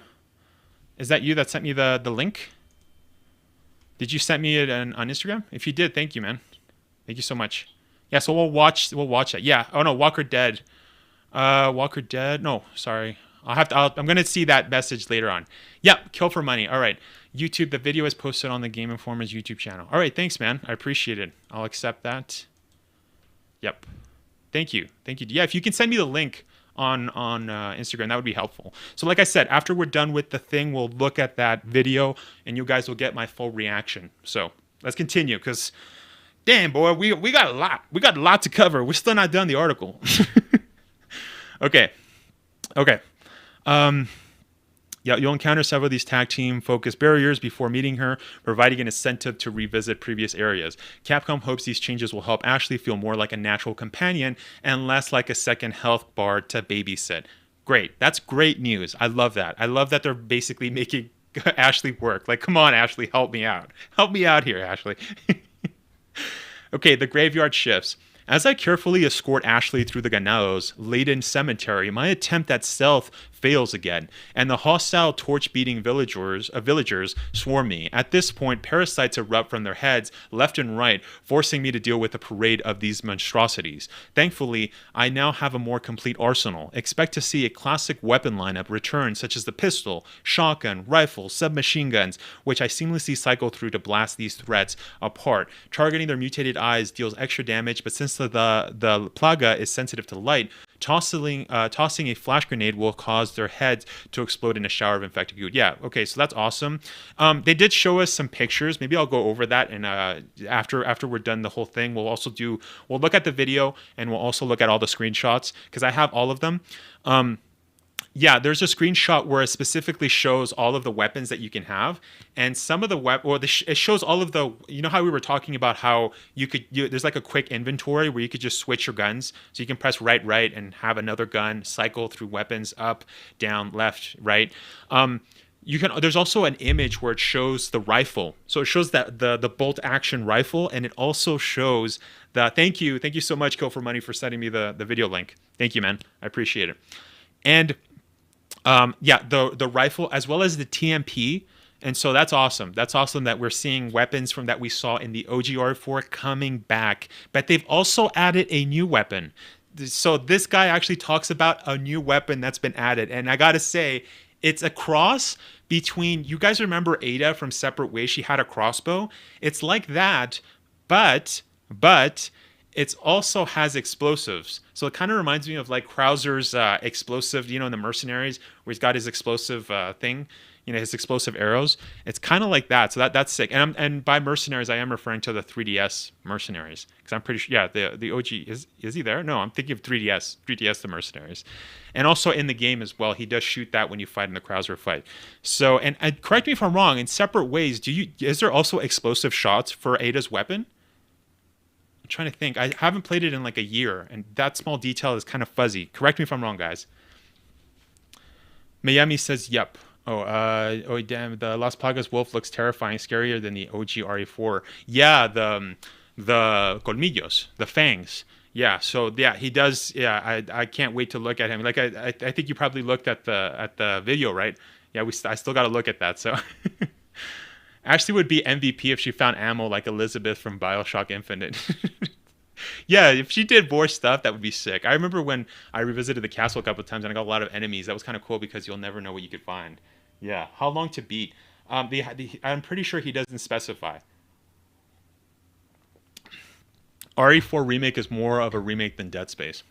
Yeah, I haven't played Dead Space Remake, but apparently it's a pretty faithful remake. That's what I've heard, which is awesome. So this is more of a reimagining. So they are keeping the remake, but they're not just giving us what we gave, but they're also giving us a little bit more. So he does actually state, the producer does state that it's the same game, but dialed to 11.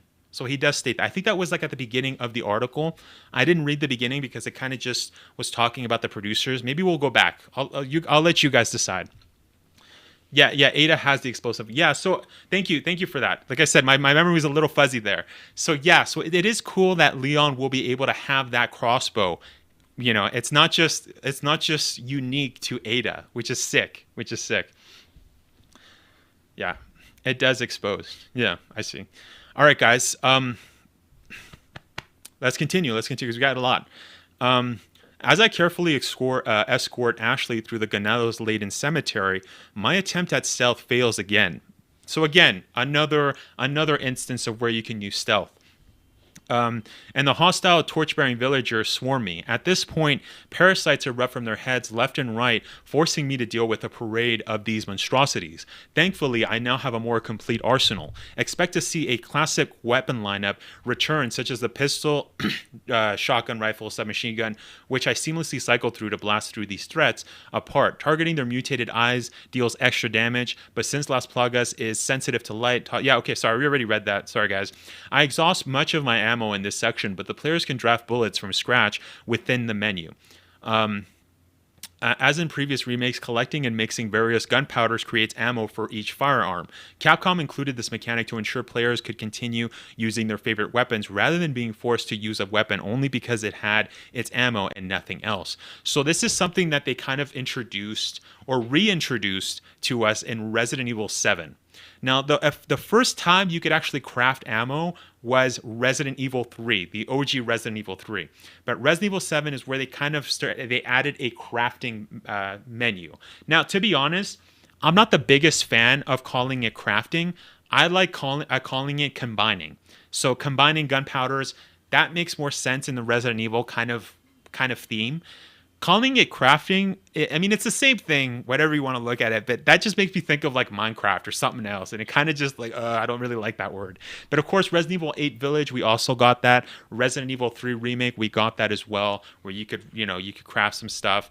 So it seems like right now they're kind of fixing that error, or not that error, but they're fixing that kind of decision making that you had to do with the OG RE4, where if you ran out of ammo on one weapon, well, now you had to use your sniper rifle, you had to use your shotgun. But I kind of like that. I'm not gonna lie, I kind of like that you kind of had to be forced to stay on your toes, essentially. You know what I mean? You had to be like, okay, I don't have that much handgun ammo. I have some Magnum ammo, but you know what? I'm not going to use that. That's for the boss. But you know what? I'll use all my shotgun ammo. I'm going to save my TMP. You know what I mean? Like it allows for strategy. And the fact that they're kind of taking that away, I don't know if that'll work in its favor. You know what I mean? What do you guys think? RE4 looks like a faithful remake with expansions similar to RE1 Remake. Yeah. Eder also has a unique shotgun. Yeah, that's true. Yeah. Yeah, she has that shotgun with just like, yeah, it almost looks like the riot gun, but not really. It's a different, right? Isn't it like a silver or kind of like a silvery kind of a shotgun? What's it called? Correct me if I'm wrong, guys. It's been a while since I played Eder, so those small details are kind of fuzzy with me. I'm so hyped. Yeah, hey Blue Flare, thanks for stopping by, dude. I appreciate it. And yeah, dude, I'm super. As soon as I started reading this article, I've just been, whew. There's so much info, so much info. Okay. Yeah, there are nothing else. Though it may sound like this makes Resident Evil 4 an easier game, yeah, that's what we just said. The fact that enemies are harder to hit means I still strategically pick my shots and burn through ammo. At least during my playtime, it seems that the team has struck a good balance. Okay, well that's good to hear. I eventually find a new weapon in the game, the bolt thrower. This nifty crossbow fires piercing arrows. So when I first read that, I thought maybe he was referring to the mine thrower, but no, this is a crossbow, and it's very similar to that crossbow like we were just discussing, Ada's crossbow, which also shoots explosive shots. So that's sick. This nifty crossbow fires piercing arrows that can be retrieved and used again. It also makes less noise with standard firearm, making it ideal for picking off enemies in stealth. With Hirabayashi's guidance, I locate detachable mines and equip them to the bolt thrower, granting each shot an explosive punch. Now, what's interesting here is that you can actually reuse the bolts. That is awesome. That is really sick. That crossbow is going to come really in handy. Hopefully it does damage. Of course, you can probably upgrade it. This is Resident Evil 4. We already know. You can even upgrade your knife, as mentioned earlier, which is sick. Like, that is going to be sick. That's going to be awesome, dude. The knife-only runs are going to be so fun to do. It was already fun, but now they just don't took it to a whole nother level of ridiculousness, guys. Like, this is sick. So, yeah. Anyways, let's read some chat, and then after we'll continue the thing.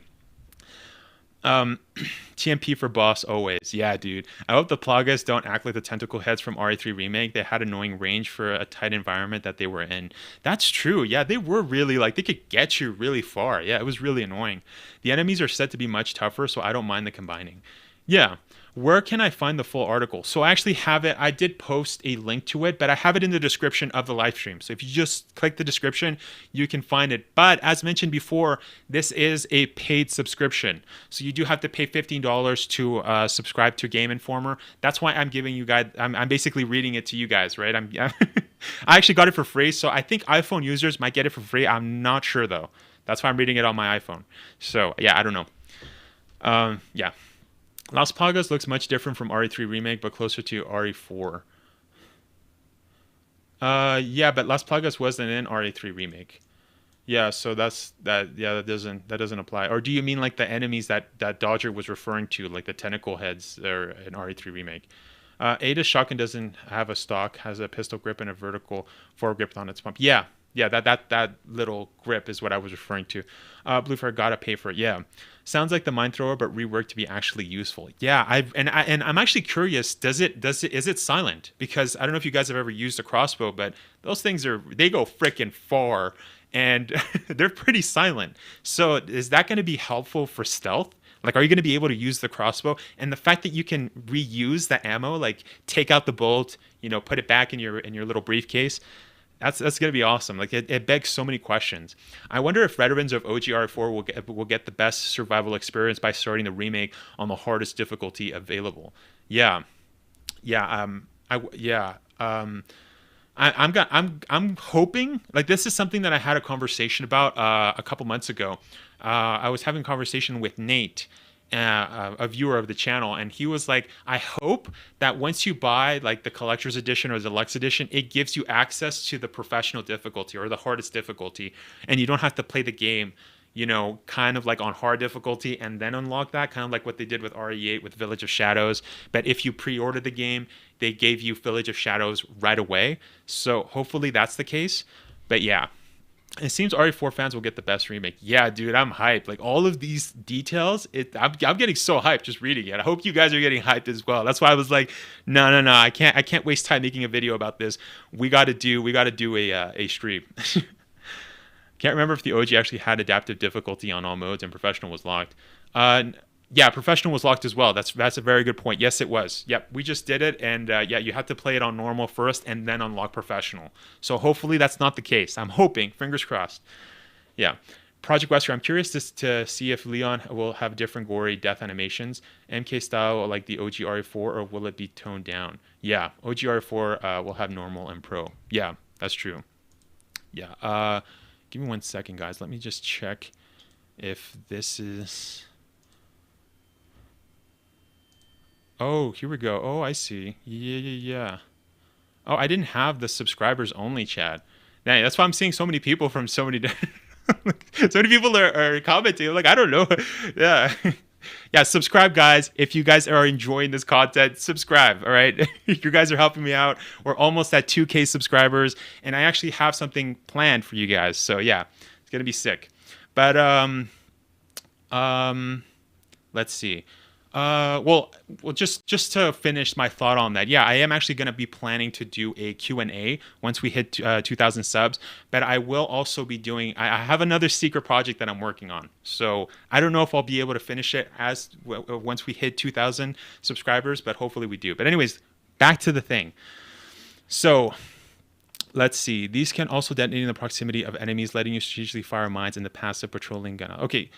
With Hirabayashi's guidance, I can locate detachable mines, equip them with the bolt thrower, granting each shot an explosive punch. These can also detonate in the proximity of enemies, letting you strategically fire mines in the passive patrolling gannados. Though I only saw a bolt thrower, Capcom confirmed other new specialized weapons are in the game. While taking down familiar foes, a new challenger bursts into the fray. This brick house of a farmer wears the severed head of a bull as a mask. So this is he kind of making him resemble a deranged minotaur. So this is actually a new enemy type, and they did actually give us an image of that. So it's very interesting. Subscribe and you'll be initiated into a cult of Los Even. YouTube held that for review. Yeah, subscribe and become a Wesker bro, man. Yeah, but anyways, yeah, so this is a new enemy. They added a new enemy type. It's basically a big guy that has a giant hammer, and there's a picture of him. As mentioned, we will be going over all of the pictures. I have all of them, but we'll look at that after, because I have to email them to my desktop so I can show it to you guys. But yeah. He also carries a giant hammer to pound Leon into the ground, into ground beef. I'm completely thrown off guard by this unfamiliar face, and he takes advantage of my surprise by running me over with a battering ram, like a charge. I recover him. So this is like the bull man. I don't know what he's called, but that'd be very interesting. This being Spain, there's a lot of bulls, with... So, yeah, the bullfighters. This is very interesting. We got a new enemy type. This is awesome. So, yeah. I'm completely thrown off guard by this unfamiliar face. Yeah. take advantage, surprise, running me over with a battering ram. I recover and fire several shotgun blasts into his ample gut, which at first barely stagger him. Eventually, he reaches a breaking point and drops to a knee, creating a window to perform a forward kick to push him back. Some well-timed dodges allow me to outmaneuver this giant, and he finally goes down after a few more shots and no small degree of effort. Yeah, so he did go down with just a couple of shotgun blasts. So he's not going to be like a huge boss. He's mostly just going to be like a mini boss. So he's obviously less of a threat than Dr. Salvador, but he's a little bit more than a normal Ganello because he does take several shotguns. So that's interesting. That's an interesting thing to know. Yeah. The new enemy is the cow that Leon kills in the showcase. DLC's Cow's Revenge. Well, no, it specifically said that it was a bull. So, I mean, yeah, cow just makes it seem lame. Eventually, he reaches a breaking point and drops to a knee, and creating a window to perform a forward kick to push him back. Some well-timed dodges allow me to outmaneuver this giant. Yeah, so he's big, and he finally goes down after a few more. Yeah, so he's not going to be... I wonder if he's going to be like a recurring kind of an enemy. It's not just going to be like one time. It seems like this type of enemy is probably going to be like I said, he's not as strong as Dr. Salvador. At least that's not what it seems like. He's going to be a little less. So I'm assuming we're probably going to see a lot of this bull man a lot more. Okay. Capcom teases that this bull man, see, that's what I said, it's bull man, not cow. Don't say cow, that makes it sound so lame. But I guess whatever, right? There's a part that fat guy's from RE5. Yes. What are they called? Oh my gosh, what are they called? Yeah. Let me see that real quick. I just had it and I forgot. No. What are they called? The Big Man Magini. Okay, that's what they're called. The Big Man Magini. Okay, I thought they were called something else. Yeah. They're kind of similar to like the JJs, but they're not. Of course, the JJ has, machine guns, so they're not like that. But I'm just talking about like health-wise. You know what I mean? Like I think they're probably going to be that kind of an enemy, like how he said the Big Man Magini. The big guy, the big bald black guy that you fight in RE5.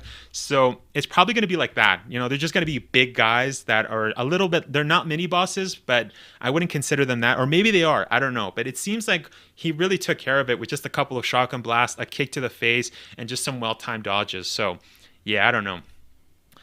Yeah. There's a part of me that doesn't want to get spoiled, but I have absolutely no self-control. Dude, it's too much. It's too much. It's awesome. And like I said, he only played just a bit of it. So he didn't go play like all of the game. He only played chapter 1 and a bit of chapter 5. So there's not a lot. Like we've gone through the majority of it. So, yeah. It was her husband, executioner or something. Yeah, the team must have watched a lot of OG RE4 playthroughs, seeing players letting Ashley hide, and then went, nah, not this time. She must only follow Leon. Yeah, dude. Yeah, dude, it's probably like that, man. Not gonna lie, yeah, something like that. They're like, no, we're not gonna do this. Nah, okay. We're covering that. Yeah. Okay, so Capcom teases this Bullman isn't the only new threat lying in wait for players. Oh, that's interesting. So there's going to be more. As for boss battles, Capcom states it has captured the essence of what most of them were in the original, while overhauling others, but won't go into specifics. So that's interesting. So a lot of the boss battles that we encounter, like for example, Vitores Mendez, Dr. Salvador, the Bella Sisters, right? The El Gigante, the Verdugo, right? AKA Executioner. That's what it means in Spanish. The Garrador, the Wolverine guy, right? The Clawer, as it translates in English, or all of those mini bosses are going to be different. That's going to be so cool. So it's going to be a fresh take. Like, dude, this is sick. Yeah, they're overhauling others, but won't go into specific. All right. Another addition I encounter is the side quests. These take form of blue flyers posted around the environment. So it seems like they're taking the same kind of concept with the 50 medallion, right? If you got 10 medallions, he gives you a free gun, the merchant. But if you get 15, he gives you the free gun plus 1 firepower. So it seems like they're expanding that, and you're going to be able to do a lot of these so-called side missions.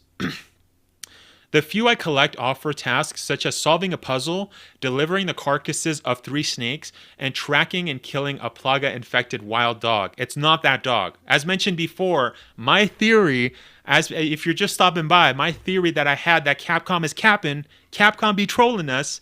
It's confirmed. Capcom is trolling us. The dog is alive, guys. My theory is correct. Is ridiculous. Anyways, so this is sick. Like this is ridiculous. Yeah. So the fact that so it's really cool that they're adding these kind of side quests. You know what? It kind of reminds me of Resident Evil 8 Village. If you guys remember in Resident Evil 8 Village, the merchant you can actually upgrade your health and upgrade like other parts of your character by kind of doing side quests, by going to go and look for, I don't know, 3 pigs meat, 1 bird meat, or 2 fish meat. You know what I mean? It's kind of like that, but a little bit more expanded. So that's cool. That's cool. And I wonder if maybe some side quests will give you just money, or if others will give you a new weapon, kind of like what we already got with the OG RE4 with the medallions, or if they'll give you, if they'll give you a boost in health or a boost something else. Like really, the possibilities are endless. So the Blue Valiant quest from the original also falls under this umbrella.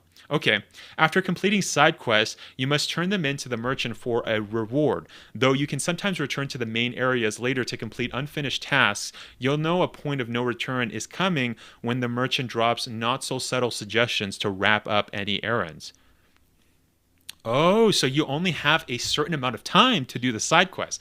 That makes sense. So, for example, if you're about to go near like the entrance of the castle, the merchant will be like, "Hello, stranger. What about that quest that I gave you? Go and do it." You know, that's gonna be funny, dude. Oh, dude, that's sick. So he does state, I complete some of these tasks effortlessly, but the infected dog quest requires more poking around. Sorry, guys, my voice is getting a little tired. As Hirabayashi informs me, triggering its appearance requires taking a special route. He takes the controller from me, and Leon comes face to face with Plaga's riddled canine, boasting oversight. Okay, wait, let's go back a bit. But the infected dog quest requires more poking around. As Hirabayashi informs me, triggering its appearance requires taking a special route. So that's very interesting. So some of the side quests are going to be a little bit tougher than other side quests. So it's not just going to be like, go collect 3 snakes, go collect this. No, some of them, or go solve this puzzle. No, some of them you have to do specific, you have to go a special route to trigger it. And it's funny how Hirabayashi, the producer, literally took the controller from him. Here, I'll show you. So basically, that's hilarious, dude. That's funny, man. Dude. Oh, thank you so much for the subscription, Brandon Lewis, man. I appreciate it. I'll read some chats before I continue. Yeah, there's a part of me that does. Yeah, actually, the team must have watched. Yeah, we read that. Yo, how's it going? Love what I'm hearing from Resident Evil Remake. Sounds like this is going to be another faithful remake. Yeah, it seemed they did state, and maybe we'll read the beginning part that I kind of skipped over. But yeah, dude, it seems like this is gonna be even more faithful than RE2 Remake, because RE2 Remake, the scenarios had some issues, other stuff, and it does seem like they're putting a lot more effort to keeping it faithful, but they're dialing it up to 11, so they are just making it better, which is awesome. Yo, how's it? Yeah, sounds like it's gonna be another faithful. I remember that video. Yeah, by hunting animals. There are several layers on the map. Yeah. Yeah. Oh, you're talking about several layers like in the pictures? Yeah, we're going to go over the pictures as well. So, yeah, I think we're almost done, guys, the article. I think. No, we still got a little bit. Oh my God. We're almost done. Almost, I guess. Just let's hurry this up. All right. Let me find my place that I was in. Okay.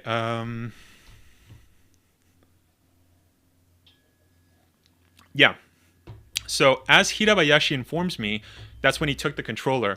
He says triggering its appearance requires taking a special route. He takes the controller from me, and Leon comes face to face with Las Plagas' riddled canine, boasting oversized teeth. So he's basically encountering a colmillo. And by the way, colmillo, those are the names given to these Las Plagas infected dogs. Colmillo means fang in Spanish. So yeah. canine boasting oversized teeth, glowing eyes, and a backside teeming with tentacles. It's unsurprisingly vicious. Hirabayashi dumps a ton of ammo into its sturdy quarry, barely surviving before it finally keels over in defeat. It's a neat little battle, not seen in the original, making me curious about what other kinds of hunts Resident Evil has in store. Interesting. So he kind of gives us a hint there as to what they're called. These side missions are called hunts? That's interesting. Yeah, he does parentheses, hunts. So Resident Evil 4 hasn't, yeah. As for puzzles, okay, so now we're going into puzzles. Capcom states it hasn't duplicated any of them exactly, but they'll reappear in spirit. The church, sorry, what? Stop. Oh, give me 1 second, guys. 1 second.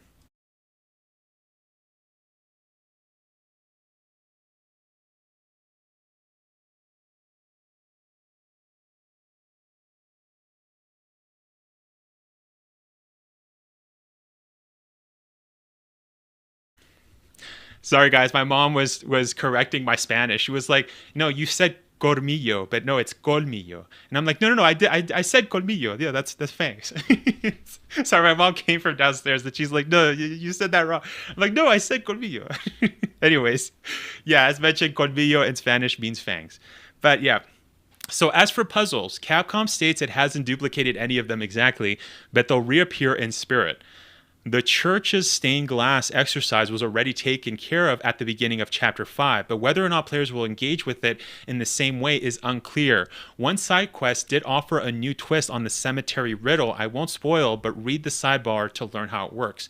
Okay, so it's interesting. So here he basically tells us that he basically started the chapter is right when Leon and Ashley meet. You know what I mean? And then they go through and whatnot. But so he wasn't able to see that kind of the stained glass kind of a puzzle where there's three. You have to have the symbols all aligned so that it does the Los Iluminados symbol. So that's interesting. So that's it. He does it. He can't confirm because he didn't play that part. So yeah. Now he said I won't spoil, but read the sidebar to learn how it works. So I will be reading that. You bet your ass I will be reading that. All right? You bet your butt. Anyways, the Twins Reborn. As an example of how the remake reworks Resident Evil 4's puzzle is the Cemetery Twins. In the original, players could obtain a locked jewel hidden behind the church by rotating the dials. This is where you get the cat eye. I'm pretty sure the green cat eye. You could do this puzzle with Eder in the OG, and as well as with Leon. Rotating dials on the device to light up insignias matching the headstones on 3 pairs of deceased twins. Yeah, that's right. That's how you solve the puzzle. Wait a second. Deceased Twins, a new side quest calls back to this riddle, challenging players to shoot the headstones for these twins after identifying the correct symbol. My memory of the original puzzle helped me remember which insignia to look for, and it's a novel way for fans to apply their existing knowledge in a different way. So this is awesome.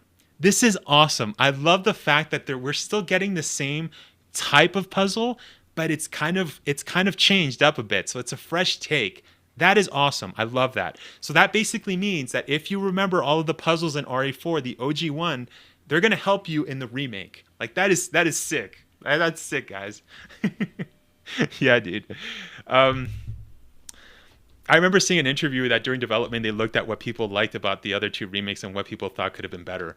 RE4 is definitely winning game of it. Yeah, dude. Yeah, it's looking. Saludos a tu mami. Yeah, thanks, man.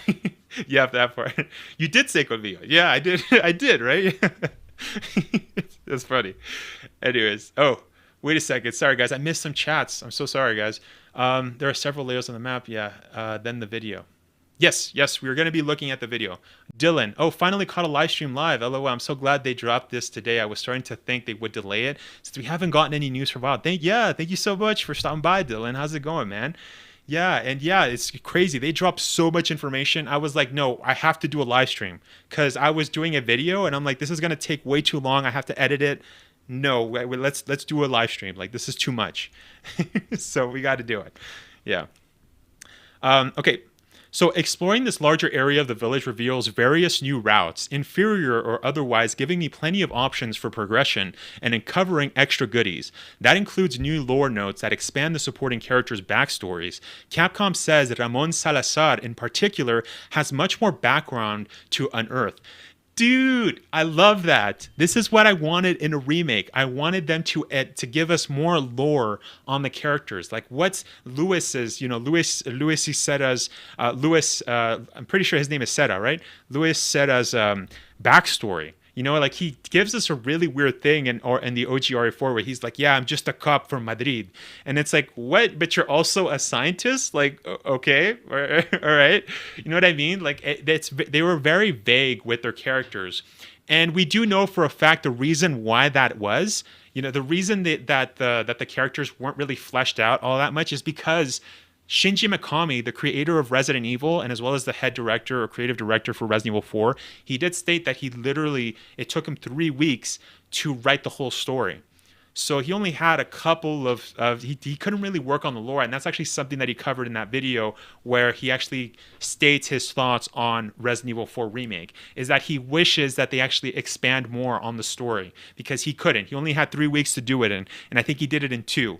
And the latest interview that I just reacted to today, which will be coming out in the coming weeks, by the way, you guys are gonna see that interview. But yeah. So, dude, yeah, this is awesome. We're going to get to know more about Ramon Salazar. Yeah, thank you. What does he say? Well, Ramon Salazar. I can't remember his quotes. The diminutive ganados. Dude, this is sick. Now that you have chosen death. I'm so hyped, man. Okay. So Capcom says Ramon Salazar in particular has much more background to Unearth. On top of finding additional ammo, treasures, and crafting materials, the alternate paths allow for new approaches for trekking through areas. When I re-enter the village square, I keep taking one away, and I believe to be the primary road until Hirabayashi showed me a hidden underground passage to the right of that. Whoa, hold up, what? I keep taking one when I re-enter the village square. I keep taking one way I believe to be the primary road until Hirabayashi, the producer, showed me a hidden underground passage to the right of me that circumvents several enemies with less resistance. Bro, so that's awesome. So now that they've confirmed 2 things, right? They've confirmed that as you fight Dr. Salvador, he can actually do blockades and block certain paths that you have. So that's crazy. That's crazy. Yeah. So, and those block paths will actually stay there. So once you return to the village, you can't go the same route that you took before if they were blocked by Dr. Salvador. On top of that, there's secret areas. Now, I'm pretty sure in the extended gameplay trailer, we saw a well. Remember after Leon shoots the cow and the cow gets all on fire and kills a bunch of ganados? You can kind of see that there's a well, I'm pretty sure. In that well, I'm pretty sure that's what he's referring to, the secret passage where you could go underground and kind of, bypass, which I guess would kind of be similar. There is an underground passage there. That's when you meet the merchant right before you enter the church area. You do have to go through that underground path. You remember? So that is sick that they're giving you more paths. So that's awesome. That kind of reminds me of the 2 paths from the OG Resident Evil 4 where you can either fight the Bella sisters or the El Gigante. So, dude, it's sick. Absolutely love what I'm hearing. This remake sounds like it's going to be great. Dude, that's what I mean. There's so much info in this article. It's crazy. All right. We're almost done, I guess. Yeah. These areas also offer players few options, but wait. I kept taking one way I believe to be primary road until Hirabayashi showed me a hidden underground passage to the right of me that circumvents the several enemies with less resistance. These areas always offered players a few options to get by, but it's exciting to see more of them. House Party. I eventually reached the end of my trek with the horde of ganados in hot pursuit. Luis Serra, Leon's suave and suspicious ally, beckons us into a house for protection. Oh, so that's interesting.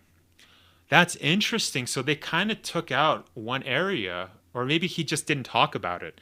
So we do. This is not a change from the OG RE4, but it's kind of weird that he just passed the village, and then right after the village, we're literally at that point where you cross the bridge and you go in that house to hide.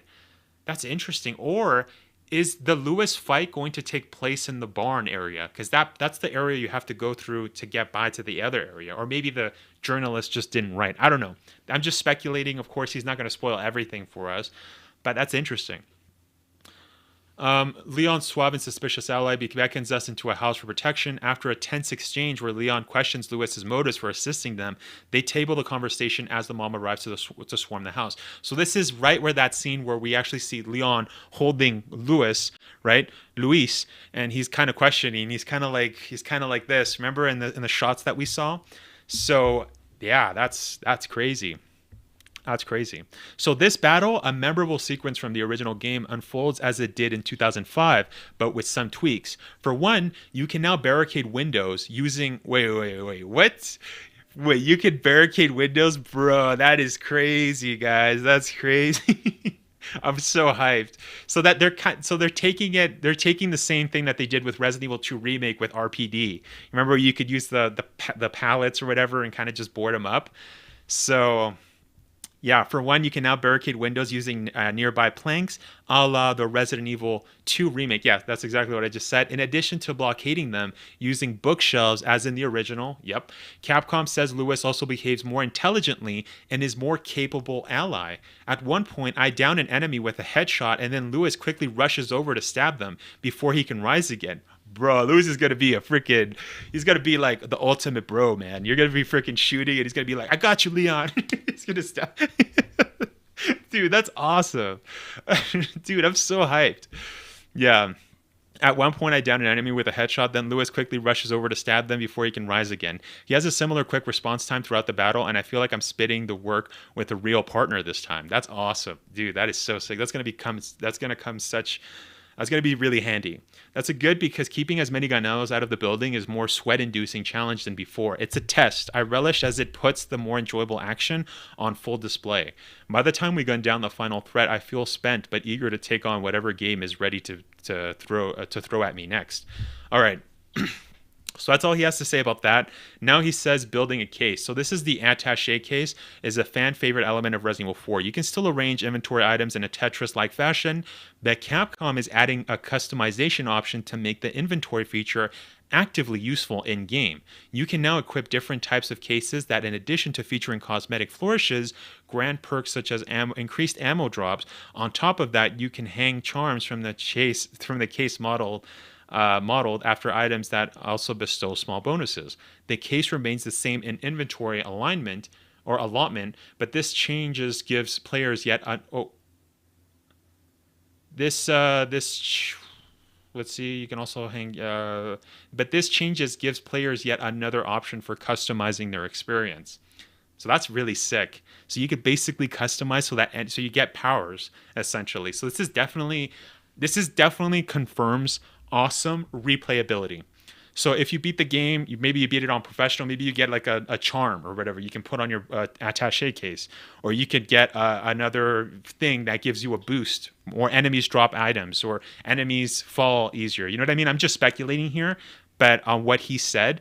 But dude, that is sick. That's awesome, dude. This is really great. Yeah, more Lewis, please. I was looking for some more extended lore too. Yeah, it's awesome. The village is incredible. Now imagine the castle and the island.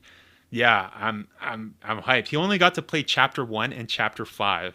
So yeah, the Lewis AI is making me wonder how good they could make Sheva / Chris and RE5 with today's technology. Yeah, dude, I'm really hyped. Yeah, especially yeah. Well, I don't know. Yeah, I wonder how good they could make Sheva and Chris. Yeah, because that I was just gonna say, Sheva in RE5. If you play on harder difficulties, like veteran and professional, she gets you killed so many times. Like I think that's why a lot of people don't like Sheva, even though Sheva is a badass character. Like she's awesome, but as a companion, that's why I always tell people don't play RE5 by yourself. Don't do it. Just don't. Stop hurting yourself. Don't do it. So yeah. Are we almost done? Yeah, we're almost done, guys. We're almost done. All right, just one more swipe and we're done. Whew, dang. Chapter 5 concludes, and I reluctantly, I can't talk anymore, relinquish the controller. The only thought in my mind was, I want to keep playing. The action, the tension, the presentation are very polished, and I walk away extremely impressed with what Capcom has presented thus far. So far, Capcom is nailing what it set out to do. The remake still feels like the original in many ways, but it doesn't trick me into believing it duplicates my rose-colored memory. Instead, it plays like a new game from an alternate timeline, where Resident Evil Evil 4 debuted in 2023 instead of 2005. The differences are significant, but they blend seamlessly with the existing flavor in a way that can fool you into thinking they'd always been a part of the recipe. I adore the previous remakes, especially our Resident Evil 2, for accomplishing the same feat, and it gives me the confidence that Resident Evil 4 is on the right track. With the remake, okay, so this is a quote. With a remake, you are literally remaking a previous game, says Kadoy. But remake gives you a chance to also build upon the original as well. I think, for instance, if the original was developed over 2 years, and the remake also is given 2 years of development, you can really think of the remake as a culmination of 4 years worth of work. And in that case, naturally, you should be able to make something better with 4 years work than with 2. Maybe it's just me that thinks that way. Okay, so that's what Kadoy said, one of the producers. So he basically stated that. So he basically said everything that was in the OG RE4 remake, we basically, all the years that they worked on that game, those are being added. We're not taking away that. We're using that to kind of build upon that to make a better product. So that's really cool. That's really good news to hear that he said that. Not gonna lie, that's awesome. Dude, that's awesome. I don't think they're going to remake RE5. Well, we'll see. I mean, if RE4 Remake is an amazing remake, they're definitely going to be remaking RE5. So, yeah, me too, JP. I want more Sheva. Yeah, Sheva equals hot. Agree, of course. Sheva's hot. Yeah, of course, dude. Yeah. John Costi, I wouldn't discount an RE5 remake. It would obviously need considerable changes. So far, every remake seems to have been a test bed for the next. Yep. And we do have to remember as well that Resident Evil 2 Remake was the one that kind of started this whole trend of remakes. You know, without Resident Evil 2 Remake, we would not get Silent Hill Remake, Silent Hill 2 Remake. We wouldn't get Dead Space Remake. You know, we wouldn't get all the remakes that we've gotten so far to that level of quality. Well, again, we don't know if Silent Hill 2 Remake is going to be awesome. Hopefully it is. But I'm just saying it started a trend. So I don't see that trend dying anytime soon. And also other games, like even Splinter Cell is getting a remake, which is sick. You know, I'm a huge Splinter Cell fan. We haven't seen a game like that in 10 years. So, yeah. All the girls in RE are hot. Yeah, dude. Definitely. Good. Yeah. Is it really that old? RE5 isn't really that old though. Yeah, but we'll see. We'll see. Let's see. Yeah, so we read the quote. What excites me most about Resident Evil 4 is that it feels scary again. The immaculate lighting makes spotting an enemy's looming shadow as it moves across the village an intimidating sight. A hair-raising sound design makes every pain groan sound more excruciating while also toying with your perception of its source. The ganados are creepier than ever, and the contorted anger of their faces expressed in terrifying detail. The game still has its off-the-wall action, but my trigger finger felt shakier. Resident Evil 4 has many memorable moments, but I can't wait to see how Capcom makes fans fall in love with them all over again. If all goes well, we may end up spending yet another decade swooning over Leon and Ashley's Spanish escape. That's the end of the article. Well, I got to say thank you, Marcus Stewart from Game Informer, for posting such a ridiculously well-written article. You basically gave us more information than what Capcom has given us. You know what I mean? Like, the Capcom has given us nothing. And so, of course, Capcom did approve that they would write this. But Game Informer, they got us, man. They gave us a lot of stuff, dude. So that's the end of the article. Now, I didn't read the full article. I did start from later on. But the first part, it was more just kind of an introduction. And like I said, if you guys want to read that, check it out. I left the link in the description. It is paid, but I think for iPhone users, it is free. So I'm not sure. Anyways, we're going to be looking at pictures, and we're also going to be looking at the photo. All right, guys. So let me just send all the photos right now to my email, and then I'll send that, and we'll be able to see that right here on the live stream. Because, give me 1 second. Okay. And we'll also have to get the video as well. We'll do that. So, oh, there we go. RE4 pics. I'll have to switch the email. Okay. Now you're going to be surprised at the video. Yeah, dude, let's do it. Let's do it. Okay, so you sent me the link, Kill for Money, right? So I'm just going to add it right here. Wait, Instagram.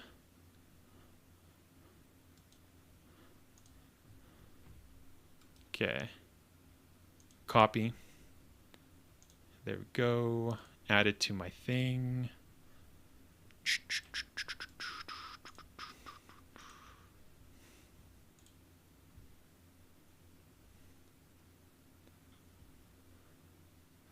Oh, I'm going to have to change the sound. Give me a second. Sound. Speaker. Okay. Yeah, it's on my speakers right now. I want to have it on my headphones.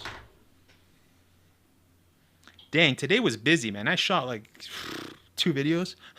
And then we got all this. Whoa, whoa, whoa, whoa, whoa. Hold up, hold up. Oh, no, I went back. No. Okay. Give me a second. I'll show it to you guys. Give me 1 second. I'm just getting everything set up.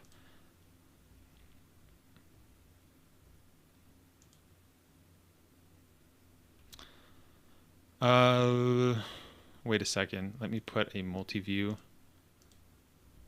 And we're going to go down and put that there. There we go. All right. Perfect. Beautiful. Let's do it. Let's do it.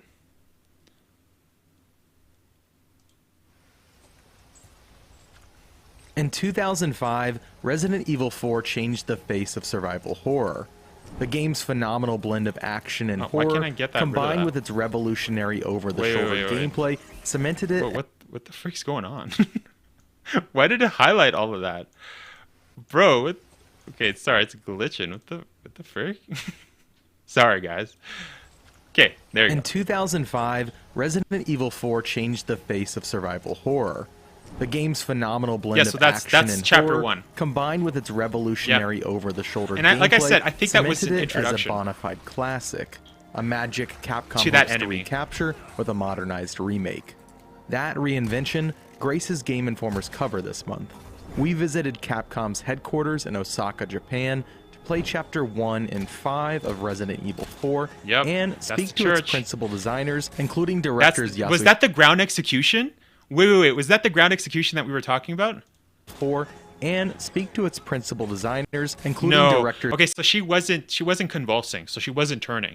But that's interesting. So that's it. So this is a different person playing this, because as mentioned before, we actually saw that the guy said that you can actually sneak out of the church. So it's funny how they're giving you more ways to play the game. So obviously the guy that was playing right here, he failed and he just went out at the front doors. But the guy in the article, he actually jumped on the window and then got out of there really sneaky.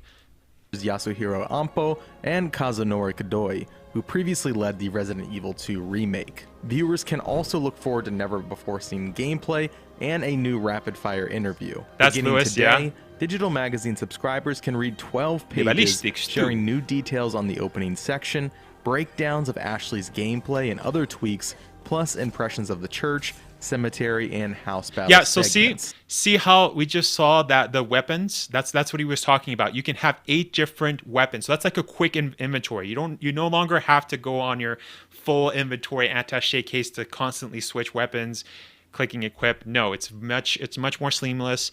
Seamless. You can just switch right here and do it. And so yeah, that looks sick. That looks awesome. Guys, this is great. We need separate ways and mercenaries. Yeah. Will Remake come with multiplayer? I think so. Yeah, I actually covered that on the channel. So if you guys haven't watched that video, I did a whole mercenaries thing. And my rumor, I basically speculated that RE4 might have an online co-op. Maybe. Like I said, it's just a rumor it's just a theory that I have. You know what I mean? Theory/rumor. So, yeah. I'm glad we finally got to see Ashley during gameplay. It looks like they kept the basic mechanic the same, which is great. Yeah. Resident Evil Revelations 3, then RE9. By the way, James, I actually have a video talking about that. I have a video in the works. It's probably going to come out later this week. So stay tuned for that, guys. I'm going to be talking about that as well. Because there's something else. There's another thing I have to theorize regarding about that. But anyways, let's continue. House battle segments. Oh.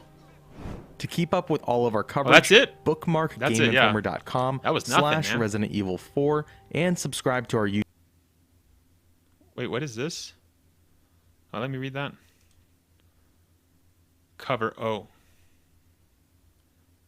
18 minutes. I see. Yeah, those are just other videos. Okay, so yeah, we're basically done. Okay, let's have a look at that again. In 2005, Resident Evil 4 changed the face of survival horror. The game's phenomenal blend of action and horror, combined with its revolutionary over-the-shoulder gameplay, cemented it as a bona fide classic, a magic Capcom hopes to recapture with a modernized remake.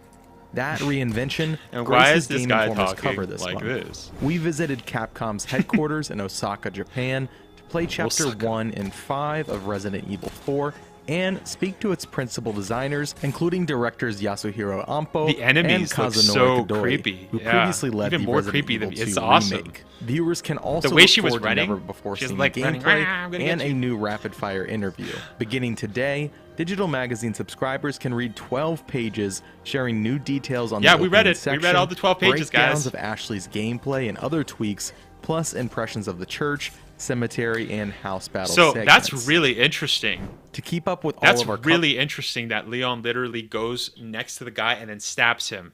So that's interesting. Yeah, because before you would have to shoot. There was no action button or anything to get the guy off of Ashley. I mean, get the guy off of Ashley. You basically had to just shoot his leg and then he would fall and collapse. But it's cool that now they gave an option for him to just stab his neck and then get Ashley off of him. Get him off of Ashley. That's sick. Like that is awesome. I'm so hyped for this, man. I'm glad we finally get to see Ashley. Yeah, dude, it's awesome. Yeah. All right. Now we're going to be looking at the pictures, guys. We're going to be looking at the pictures, and then we've covered everything. There's so much news. Like, guys, there's so much news. Let's see. Okay, I have to copy all of these pictures. Give me 1 second, guys. Yeah, we're going to be looking at the map stuff as well, the new screenshots. Let's do that. We're going to be breaking it down as well. Okay, yeah, we have the bull man here. That's the first image. Let me just put this RE4 number 1 screenshot. Copy, save. Oh, you know what? I should save it in a folder. My bad, my bad. You know what? We'll do a folder right now.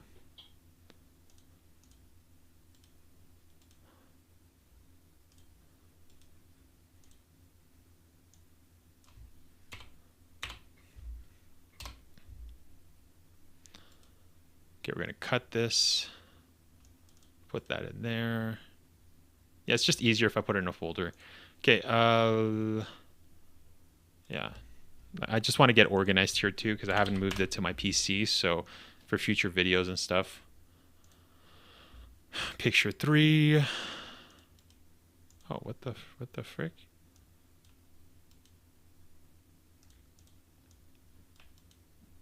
Give me 1 second, guys, and we'll look at all the pictures.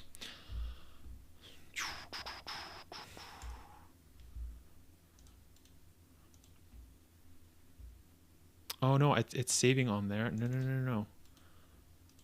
Ah.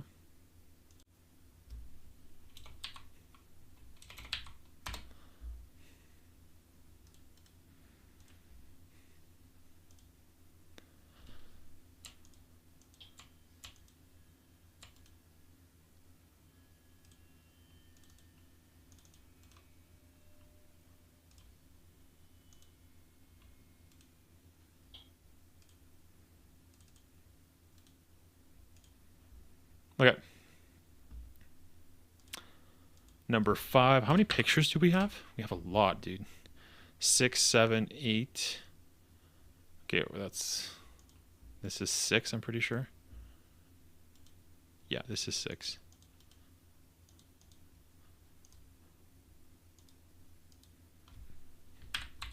Six, 7. Oh, this is a map. Okay, give me 1 second, guys. I'm just moving all the files, making it organized so that when I bring it up into the live streaming thing, it's a lot easier.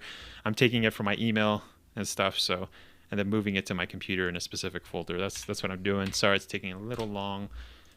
Just give me a couple seconds, guys. It'll be well worth it. And then we'll be breaking down each image. Okay. Save picture.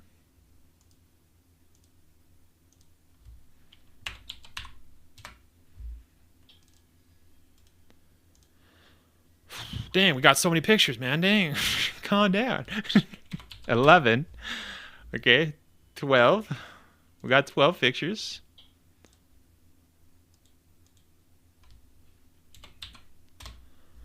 13. 13.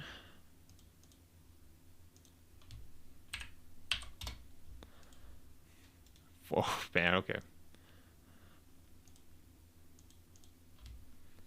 14.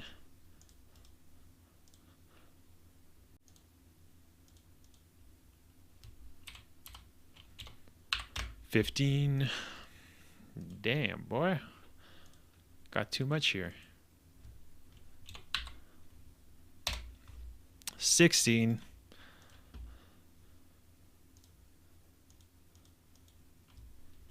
17. Oh, we have a note here.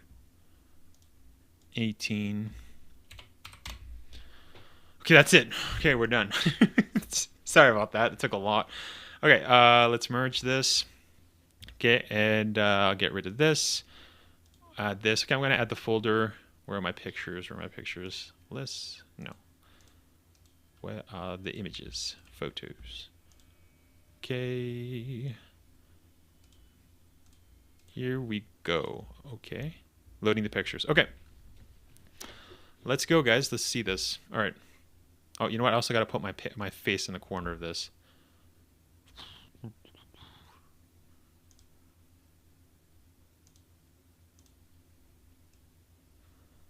We'll put myself right there. Okay. At the bottom. Okay. Let's do it. All right. So this is the first image. So as you guys can see, this is a look at the bull man. So that's what they're calling him. He could be a cow. He does look like he has a bit of horns, but yeah, this could be a cow or maybe a bull. But yeah, so this is the giant. So apparently he is a pretty big enemy. He will be kind of, it looks like he is going to, as mentioned before, it looks like he will be used as a more of, not a mini boss, but kind of like that. Kind of like the big man Majini guys from RE5, as Dodger said earlier. But yeah. Oh, sorry guys, I missed some chats. Sorry about that. You can barely hear Lewis say, I see, the other stuff is inaudible. Yeah, maybe says there's ballistic line. Yeah, the ballistics. That's my Ashley looks pissed. Yeah, she does. She does look pissed. March cannot come soon enough.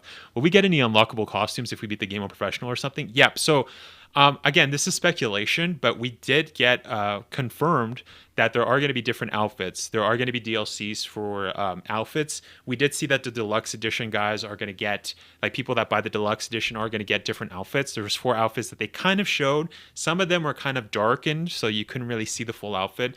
But I am assuming that we will be able to have the remake. You know, that's something like, why would they not do that? You know what I mean? So again, this is me just speculating that they will. But yeah, hopefully they will have like the classic outfits that we had for the OG RE4. Yeah. Yeah, as John Constantine, I'm sure we'll get the R.P.D. cost. Yeah, it's like, why not? You know what I mean? Ryan Fain, hey, what's up, bro? Yeah, man. Thanks for stopping by, Ryan. I appreciate it. Right now, we are just basically just breaking down the images. We just read all of the 12 pages of the article. Well, I think we read 11 pages, if I'm being honest. But yeah. But also hope Separate Ways as part of the package was made for PS2 only, as I recall, unless Ada's Adventure is simply built into the main. I think it will, but I'm not entirely sure. Yeah, we'll see. We'll see. Was originally made for PS2. Yeah, it was. Yeah. Creepy. I just learned that when we did our RE4 stream. I had no idea because I've never been a GameCube owner, so I've always done PlayStation. So yeah, creepy. Yeah, Sicko. They didn't change the main story much. I don't think they built Ada's story in. Yeah, I don't. I mean, yeah, I think it's gonna be still there. But as mentioned, okay, this is 1 of 18. So let's continue on to the next one. So this is just the church. As mentioned before, this is what we saw. Oh, wait a second. Yeah, this is the church. The church design looks a lot better, in my opinion.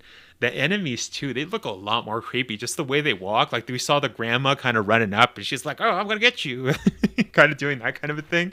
So, really awesome. Really love that. Yeah, the enemies look a lot more freaky. As the guy said in the Game Informer, he did say that the enemies are going to be... they're going to be kind of, more erratic. So they're kind of getting, their movements are going to be kind of weird compared to the OG RE4. So that's sick. Ashley here. We did get an image of this before. Now this is probably her in the castle, though I am not sure. The reason I say castle is because in the OG, in the first trailer, I'm pretty sure it's the first trailer, we did see Ada talking to both Leon and Ashley in this very room, if I'm not mistaken. So it could be. But yeah, or it could just be the church. It could be the church. Again, this is all speculation. We're not, it's not confirmed. But, you know, going by what the article was saying, does it look like it's raining, guys? It looks like it's dark. It might be raining. This could be the church and just the upper levels. Maybe she was kept in the attic. Yeah, yeah, it's raining. This is the same scene. So this is the church. I'm going to go with that. This looks like it's definitely the church. So yeah, interesting. Very interesting here. Yeah. So we see Leon. So this is what the Game Informer guy was talking about. So you could literally sneak out. So you could go. All of the villagers are basically praying during their occultic practice inside of the church, but you could literally sneak out, jump out, and then catch Ashley, and then get out of there. But it seems that the guy that was in the Game Informer video kind of screwed up, and he actually just came out from the church, the weird occultic service that they were having. So interesting. Yeah. Okay, so here we have a look at the map. Let's look at this. So head for the extraction point. Yeah, so this is definitely the the church, because as mentioned in the article, it did state that the story is a little bit changing. So as soon as Leon gets Ashley, they got to get out of there as soon as possible, which also lets me theorize, are we going to see Mike? Are we going to hear from him before the island? Because maybe he's going to be like, all right, Leon, yeah, we have your extraction, and that's the helicopter, but something happens, you know? So again, the story, this is a reimagining, so they are changing a couple of stuff. I can't really see here. The quarry, the fish farm. Wait, let me bring up another picture, because right now I'm looking through the little area, but I want to look at the picture right now. Give me a second. Give me 1 second.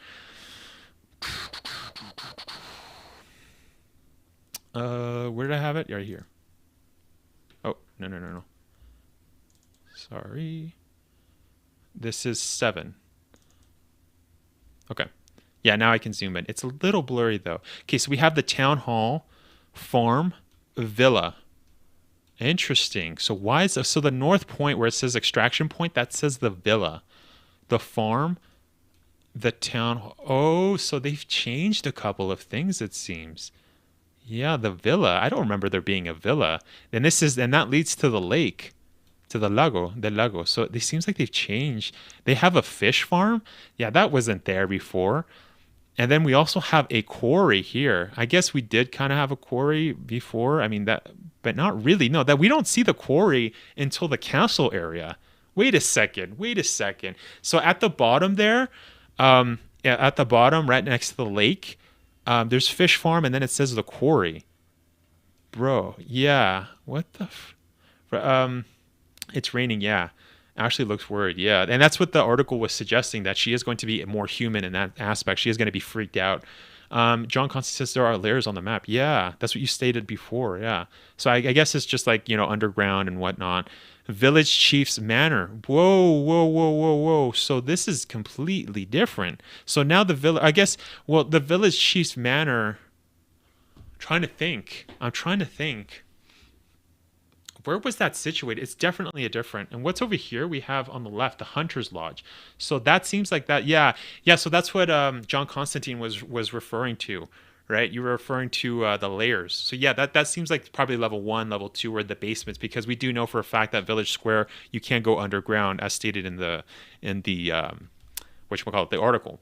So yeah, the quarry, that looks like it's probably the part where you fight the El Gigante, mostly because there's 2 separate areas here where you can cross the lago.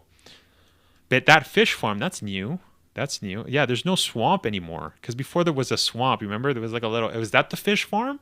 Is that the fish farm? It was kind of swampy, or there was kind of like a lake there. That's probably that area. And the church is here too. The church is like in another. Yeah, do you have that sky kind of bridge? Remember when you went from the El Gigante fight to the church? There was kind of like a bridge area. Is that still there? Interesting. Yeah, the town hall, the farm. Yeah, that's the farm. And then right there is the villa. So this is what's interesting, guys, is that I don't see a separation between the El Gigante and the Bella sisters fight. So that's interesting. Yeah, and the fish farm is the path to the lake. Yeah, it's the swamp. What's the fish? Yeah, that's what I think too, guys. Yeah, that's interesting. The quarry is that Gigante. Yeah, that would make sense, as mentioned before. That would make sense, the most sense, because we don't really go into the core, and it seems like you can't, right? You can't really go. That's just like the entrance. So yeah, small cave on the top right. Let's see. Oh yeah, thank you for that, man. Yeah, you spotted that. Thank you so much, man. I appreciate that. Yeah, small cave, and the image cuts off, but it says shack. I think it says shack. Small cave shack. So what is this? Oh, and over here, if you look, oh, is that the castle? Wait. If you look at the top right, sorry guys, it's kind of hard. I can't really zoom in, but if you look at the top right here, you know what? I know how to zoom in. Give me a second. I know how to zoom in. No, the main. Okay, there we go. You guys are seeing this, right? Okay, does that look like the castle? Bruh. Does that look like the castle or what? That little bridge, and that looks like castle walls. Is that the castle? And you kind of see a path there that kind of leads over here to like right here, and then it go like probably there's a connection here to go up here and then right there. Is that just me? Yeah, you guys can see this, right? I'm not seeing. Yeah, you guys can see this. Yeah, right? That looks interesting. Yeah. Yeah, that's the castle, right, dude? Yeah, we found the castle, bros. Yeah, they thought they were being fishy here. They thought they were being cool, but nah, dude, we found it, bro. That's the castle bridge. We got it. And there's a little path here, you see? Like if we zoom in even closer, see there's a little path here, and that path kind of stops here, and then it's kind of dark over here. So, bro, I didn't know you could zoom in so much. Dang, okay, I didn't need to do that. Okay, let's reset. So yeah, interesting. Very interesting. The ballistics too. Yeah, so that's interesting. Okay, so the small cave. Yeah, so that's it. And you know what's interesting too is that small cave shack, or is it? Oh, no. You know what it is? I got it, guys. You know what that is on the right? It's the small cave shop. I think that's where the merchant is. So you remember how in the OG RE4, you could go, once you cross the river, you could go back to where El Gigante is. And there was there was two merchants. If you go by the lake, there's a shop. So that doesn't say shack, that says shop, right? That's that shop, and it's right underneath the castle. So I wonder, will we be able to go back there? Because usually when you went to that merchant, where you had to drive your little boat into that little area, and that's what that looks like right here, right? If we look more closely, let's zoom in. If we look closely here, that's that little path right there. You know, right there with the small cave, bruh, that's crazy. Yeah, that's what it says. It's the small cave shop, I think. Yeah, I don't think it says shack. Wait, can we zoom in? Because like I said, the picture cuts. Okay, that's the max, guys. Does that look like an A? I can't see. No, it just cuts. You can kind of see something, but not. I think it says shop. Dude, we be discovering stuff live, guys. This is crazy. Bro, this is awesome. Yeah. In the cave shack there was also treasure now. Yeah. So, dude, okay, so we found the castle. So, yeah, the whole layout for the system. Sorry, my voice is a little I kind of sound like Hermit there. Might have to get more water. But yeah, so that's very interesting right here. Bruh, that's crazy. What do you guys think? That's ridiculous, guys. Oh my gosh, what the wait. Now would be a good time to insert ads. Creators earn more. Wait, what is this? I've never seen this. What? Insert an ad. Wait, let me just test that out, guys. Ad inserted, okay. Wait, are you guys seeing an ad? I've never. Is that a new button on YouTube? Sorry, I just noticed that we've had 1,000 views on this live stream and 83 viewers concurrently. Thank you, guys. Thank you. Yeah, thank you so much. Yeah. Anyways, let's go back to discovering stuff. So yeah. Wait. Can you guys see me right now? It said for me to insert an ad, but I think it's good, right? You guys can still see me. That's weird. I think that's a new feature. I've never seen that in YouTube Live. Anyways. Let's see if we can see anything else. We discovered the castle, boys. We did it. So okay, let's continue this, Wesker Bros. Let's continue this. Hunter's Lost. So that's the beginning of the game, I imagine. As mentioned before, John Constantine did mention that you can go up and down to kind of look at the whole thing. Interesting. Hunter's Lodge. That seems like our first encounter with the first ganado with the police officer. Then Leon continues, he continues, and then he, you get all the un forastero, ahí está, all of those guys. We get to the village, and now the village, it's still like that. So we can still go to the farm. This is where you encounter the 15 medallion thing. Here, by going by the town hall, this is where you go. So it seems like it's the same layout. But here on the right, here you go to the village chief's manor. So that's where that's where you encounter the big cheese. Remember the big cheese guy, Vitores Mendez? So that's probably going to be I wonder if that's going to be a boss fight or no, because we don't really see the next part here. So usually we have it seems like this area has changed, and as mentioned, the castle is right here. So I don't know if they're going to keep the same. I'm basically talking about the gondola. That whole gondola area, we don't really see it. But anyways, going back to the village, the big cheese is a thing. That's interesting, guys. I can see you, but I have premium, son. Wouldn't get an ad. That's right, yeah. Also, you're a member, man. So, yeah. Love the stream. Thank you, JP Gaming Junkie, man. I appreciate it. Ad, I missed the part where that's my problem. All right. Bully McGuire. Bully McGuire in the chat, guys. John Constantine. No, that's interesting. I've never seen that before. But anyways, so what I was going to say about the village chief's manor, that part is very interesting because that's where we basically encounter Vitores Mendez, and he basically grabs Leon, right? And that's when you see Eder, and Eder comes in and saves you. That's that part. So they've kept that. But going back, let's see if we can discover anything else. Let's position, zoom. Okay, so that's that part. And the map continues, but you can't see. So let's see what else it says. Current location. Okay, that's nice that they have current location, current orientation. Okay, so we can see where Leon is pointing. And so, so the map does extend here. So this is probably after. So in the OG RE4 game, once you pass this area, that's when you can go save Luis, right? Or is that, that's where you find Luis. And I'm assuming that that's going to connect to this area, right? Or no, that's when you wake up. That's right. No. When you go and find Luis, I'm getting confused now because this is a little bit different. When you find Luis, that's when you get knocked out and you get brought to that's when you first meet the merchant. Remember, you get kidnapped essentially. That's when you get infected.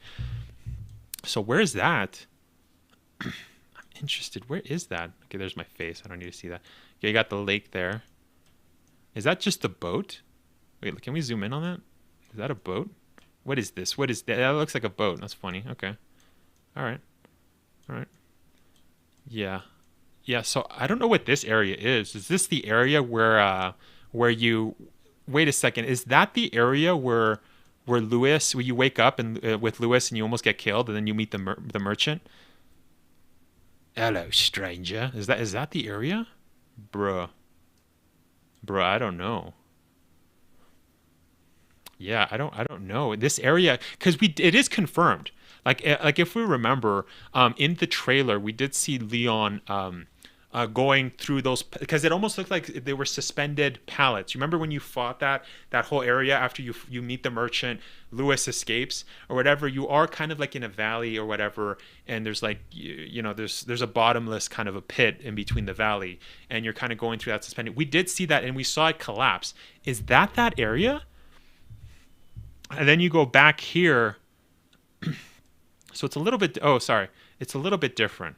Yeah, but that's interesting. What do you guys think? That's interesting. It's the waterfall area, I guess. Yeah, I don't. It's different, but also we don't have the full map, right? Like I said, the castle's there, but we don't see the road to the castle that well on the top right. So that's really interesting. Yeah, and as we can see down below by the village chief, right, Vitores Mendez's manor. It continue. The map can go. It's very interactive. Like you can keep going down. So, yeah, guys, I'm interesting. Anyways, you know what? Let's move on. We spent enough time with this image. Okay, next we have the merchant. Hello, stranger. Oh, I'll buy it at a high price. I can't do impressions. Right, my voice is really dry, so I don't want to hurt my voice. I don't know why I'm trying it. Okay, yeah, we have the merchant here. All right, we got his little torch. Yeah, we got my face there. Okay, yeah. So, and does this merchant have red eyes from the get-go? No, he's got normal eyes. Yeah. So that's standard, right? We know that. Okay. All right. Yeah, not much to say here. He does have a huge opening here to look at his wares. That's a huge opening, and he's got buttons there. What are you buying? What are you selling? Okay. Yeah, not much to say here. We'll move on. Okay, briefcase. Briefcase, guys. This is good. But it's connected or it's not. It's locked. Yeah, I think it's connected, but you just can't see it because the picture just ends. Yeah, the section where you can find Lewis in the cupboard is after the farm, after the path where the boulder is. Yeah, yeah. On this map, it would be the villa. Not sure on this map. Oh, yeah. Thank you for that. That's true. So yeah, so maybe it's not different.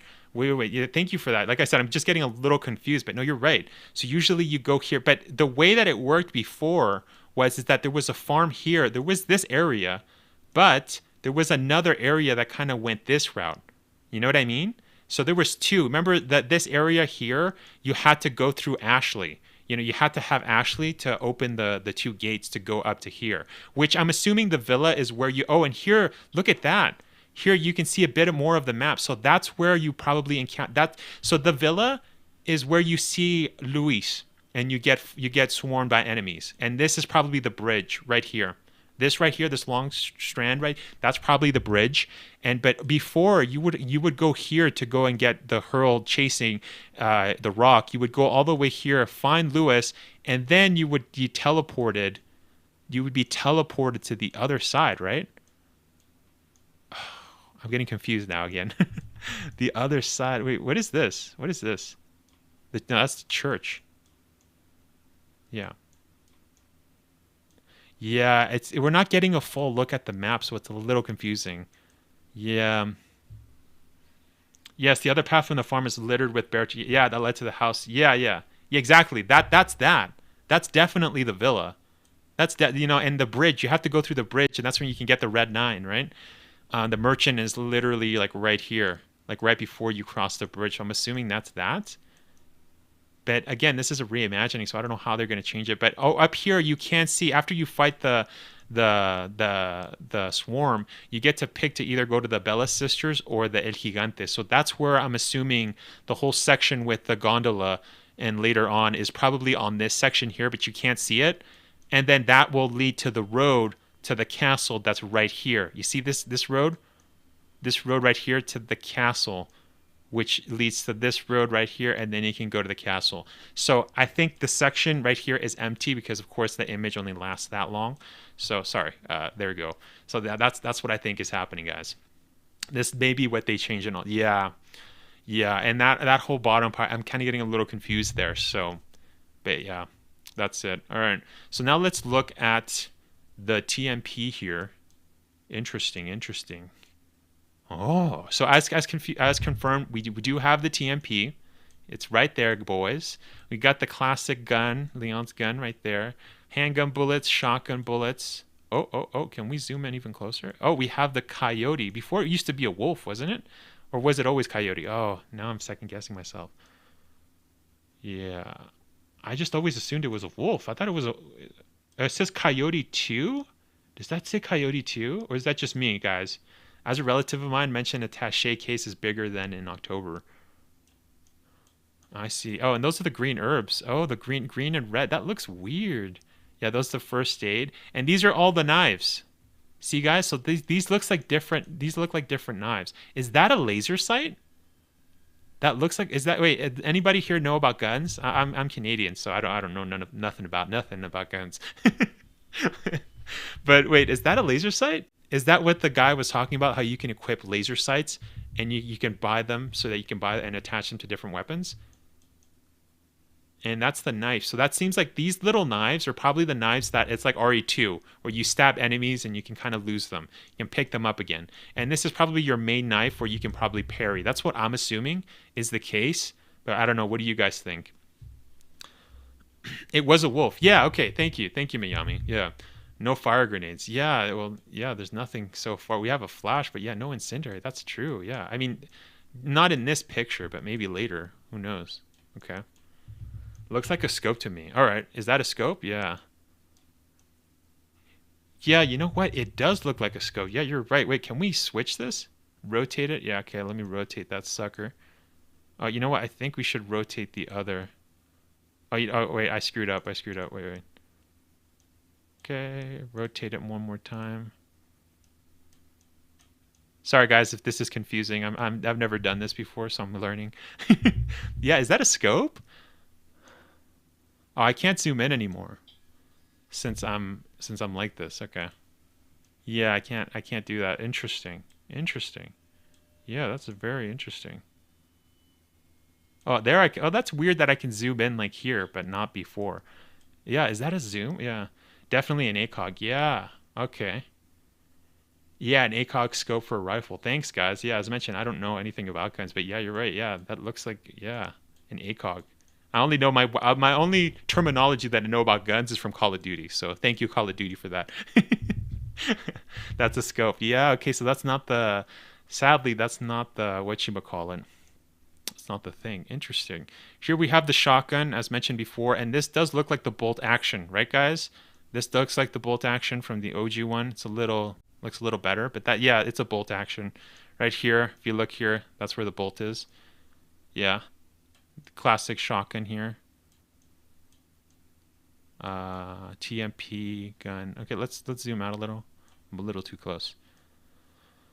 Yeah, so as mentioned, yeah, so I if our knife only runs, I'm suspecting that this will be just filled with knives, man. Like you're gonna be seeing so many players with just knives. It's gonna be crazy, guys. The dot on the item may indicate that it can be upgraded. Dang. Job, that's her. That's a scope. Definitely an ACOG. Yeah. What would be the small bright circle that's at the top of some objects? Top. Wait. What? Top white circle? Are you talking about like this? The flash? Like that looks like the pin, pulling the pin. I think. I don't know. Oh, and see how this you see right here on this side. Okay, so that's what you're saying. The little cog here. Yeah. Is that what you mean? Little bright circles. That's like the settings. I guess that's probably how you check what upgrades you have for the gun, or you can inspect your gun.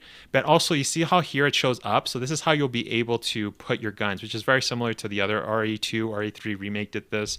You know, you can mess around with your inventory system, which is nice. Yeah, this is on the left. This is on the left. So yeah, you have two on each side. So this is left one, maybe left two for this. So yeah. I really like that. It looks really clean, really awesome. Now, he did say in the thing that you can put charms on your briefcase. So I'm just looking at that to see if the charms are anywhere near here. Okay, here we have the map, keys, treasures, I'm assuming. This is crafting, and this is files. Yeah. So again, map, keys and treasures, inventory items, crafting, and files. Yeah. 151,000 pesetas. And what is that? What is that? Are those what are they called, bro? What is this? What is this called? What there was a treasure in the game that you get a lot. Help me out, guys. What's it called? Oh, shoot, what is it? The spinels. Yes, thank you. That's what it is. Thank you, Blue Flare. That looks like spinels, right?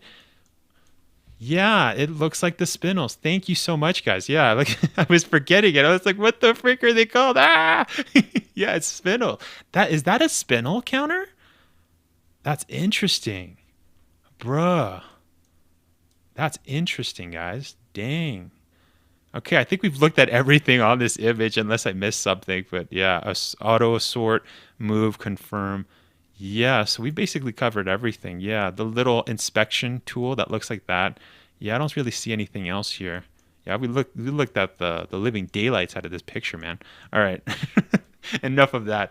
So yeah, they called them gemstones. Yeah, yeah. Is that spin? It looks like a spinel. Is that like a spin? Because that's the most treasure that you keep encountering throughout the whole game. So interesting. All right, so this is a better look at what we got before, as mentioned. Right, we were talking about the eight guns. Oh, and that's the red 9. Oh my gosh, I didn't even notice, bro. That's the red 9. Oh my gosh. OMG, that is ridiculous, guys. That is ridiculous. Oh my gosh. We got the TMP. Oh, and look, that's the bolt action with an ACOG. Yeah, that's the ACOG with the thing. That's the scope, right? Wait. Let's have a look at that. Yeah, it looks like it has a scope, and it's funny how it actually shows there. 4 grenades, 4 flashes. Yeah, we have the red, bro. That looks sick. Ah, but I don't think there are spindles. I think those are for the new jewel you will need in order to buy some stuffs from the merchant. Yeah, who knows? This is all speculation, right? So I don't know. It could be. You know what else it could also be is the. Oh man, I'm forgetting the treasures now. The cat eyes. What are they called? Cat eyes? The ones that you get from the novistadors. The novistadors. Remember, you can get like a blue gemstone, a green gemstone. Maybe there's a new one that's a red. Could also be that, right? Okay, let's look at where we are right now. We look like we're in a shack. There's a bunch of skulls. There's a save. Is this the barn? Yeah, it seems like there's a chair there. And here there's some sacks, and it looks like this is the barn. Yeah, this looks like it's probably the barn area. But dude, that's sick. I love that. It's still during the day, as you guys can see in the corner. That's still during the day. Yeah, that's still bright. All right. That's interesting. Dude, we got a first look at the Red 9. This is awesome. LOL, it looks like they gave the journalist fully upgraded weapons judging by the ammo count. Oh, I didn't even look at the ammo count. Wait. What? 100, yeah. 100. Damn, boy. Yeah, they gave him a lot. But I guess this was just a demonstration, right? So of course they're going to show that, right? That would make the most sense. All right. Let's see. This seems like it's the same room because if we look at the corner here, we see skulls right next to his left shoulder or his right shoulder. Well, whatever you pick. And here it looks like that same. Now we did actually see a picture of this before. This was in, I don't know if this is the same room. Maybe not. Maybe those skulls are just, you see them throughout the village. This probably is underground. It looks like the basement. We did see this in the trailer. If you guys remember, we saw a shot of Leon walking and we saw skulls. But since Leon doesn't have a jacket, this does lead me to believe that this is after he gets knocked out, right? And gets infected with Las Plagas. Dude, his outfit looks sick, dude. Look at the detail on that belt. Oh my god. And you carry your flashes there and it looks, oh dude, this is crazy. Your TMP looks so good there. Bruh, red 9. Oh my gosh. I'm getting too hyped for this, man. This is the Man, I'm more of a blacktail guy. Yeah, blacktail's good, but all the guns are good, you know?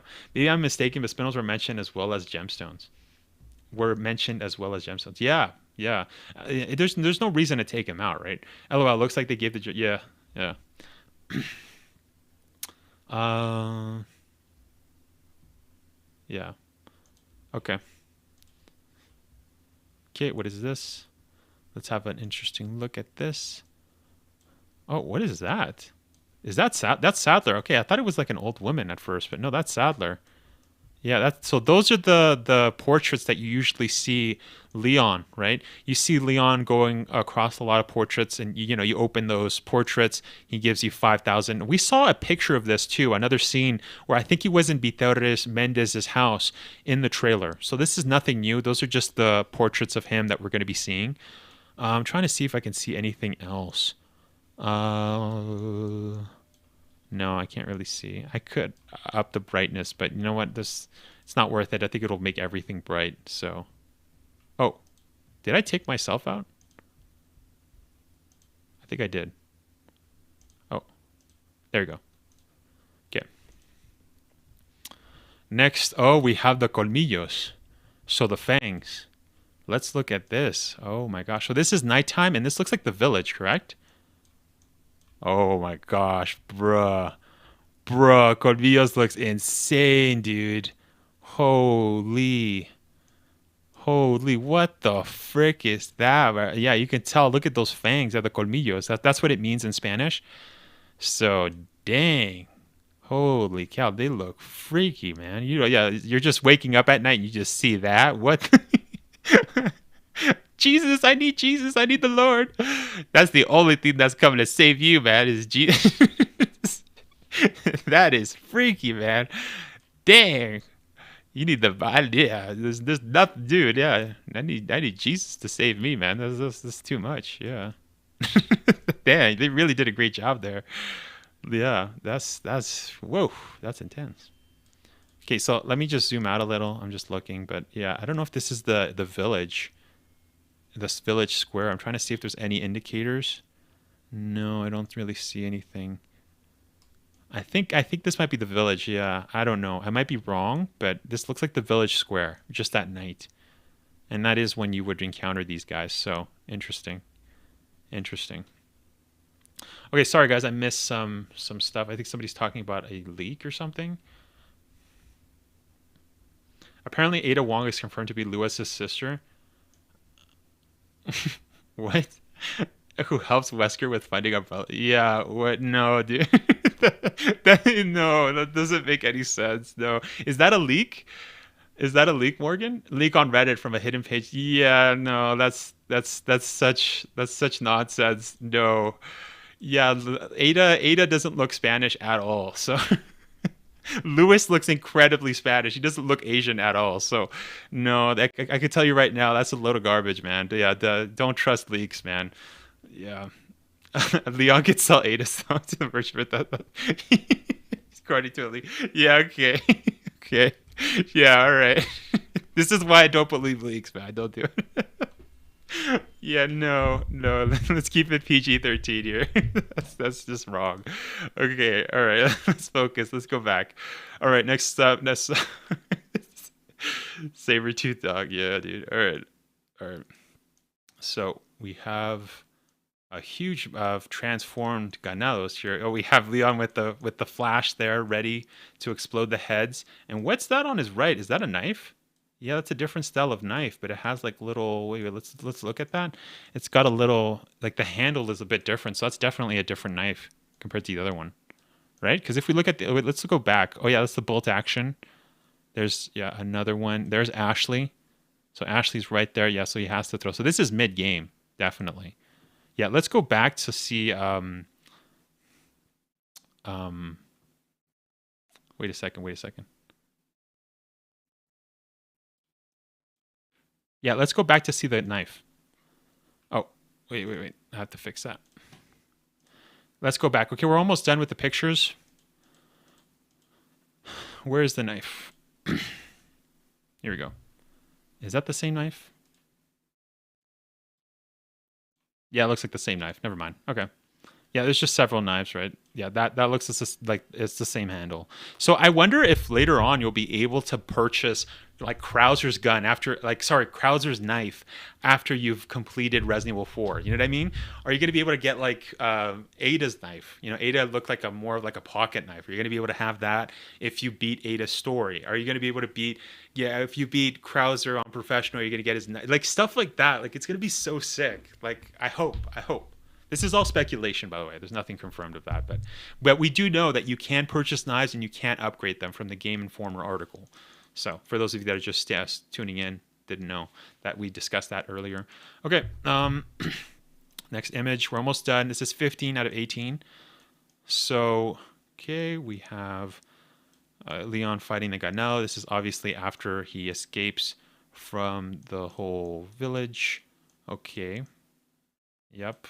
There's not much to say here. I don't really see anything. Yeah, he's just another guy. This looks like, it's just right outside. Rain graphics look interesting. Okay. Oh, wait. This looks like Lewis's, when you meet Lewis, and you get swarmed. Is that location?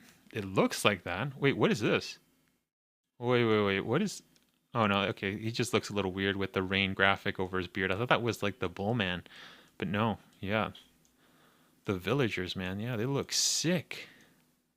Yeah, it looks like that area, if I'm not mistaken. Okay, we're going to look at that area just right now because we have pictures that are... Next picture, I think it is. Yeah, I think this is this area. Yeah, we have Lewis. That's where he meets Ashley, and he looks like he just said the ballistics too.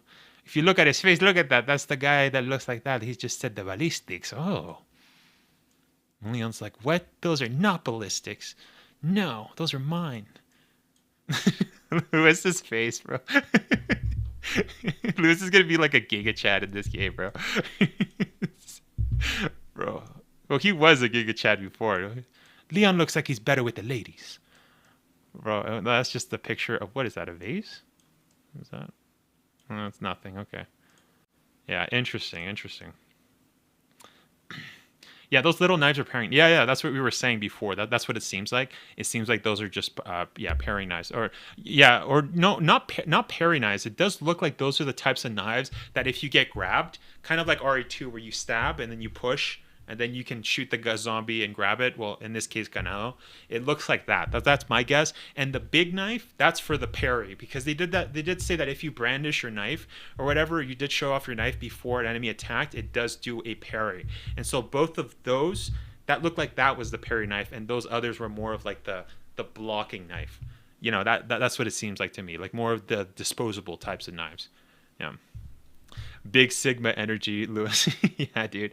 Pretty sure you will say that, Vlad. I was like, yeah, the tiny dot on the line scope in the attached game may actually be an indicator the item can be combined with another.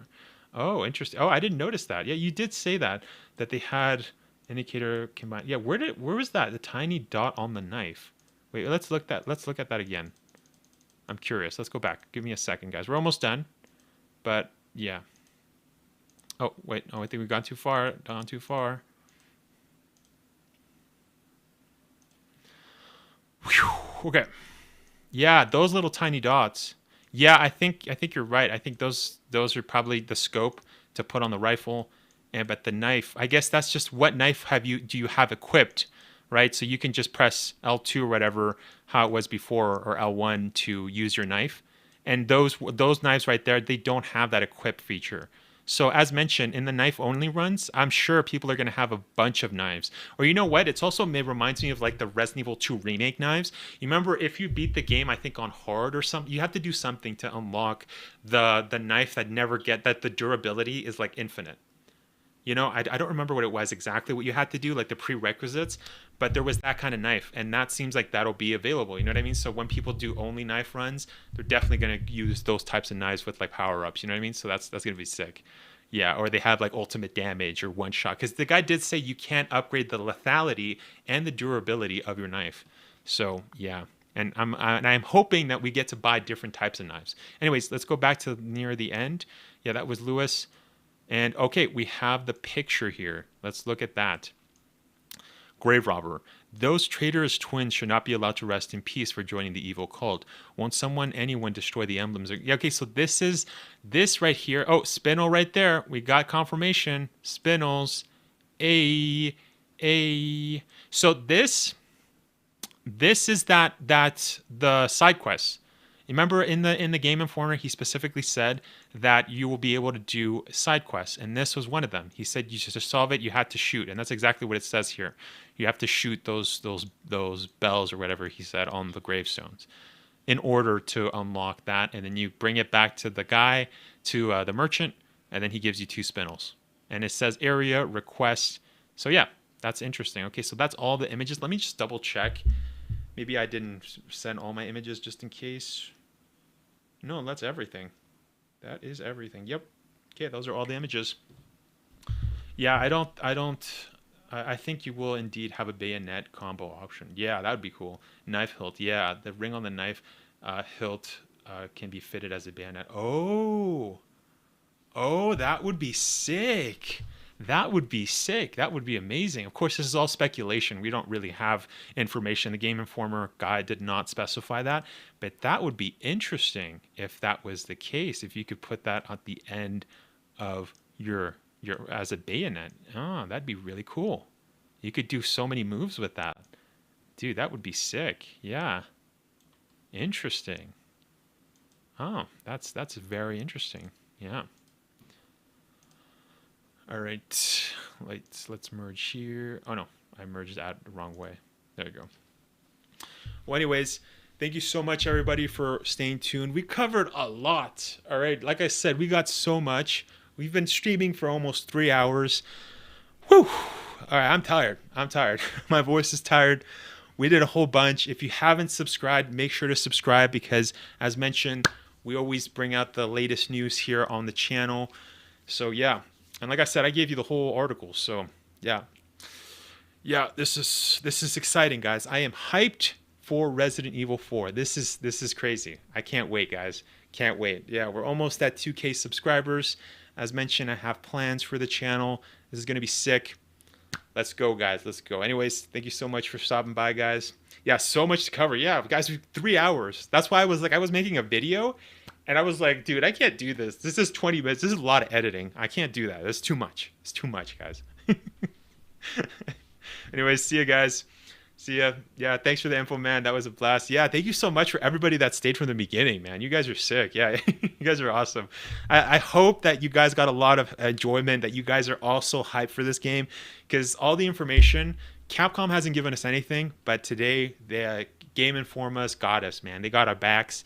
They gave us a bunch of information. I'm super hyped. Anyways, thank you so much. See you guys. See ya.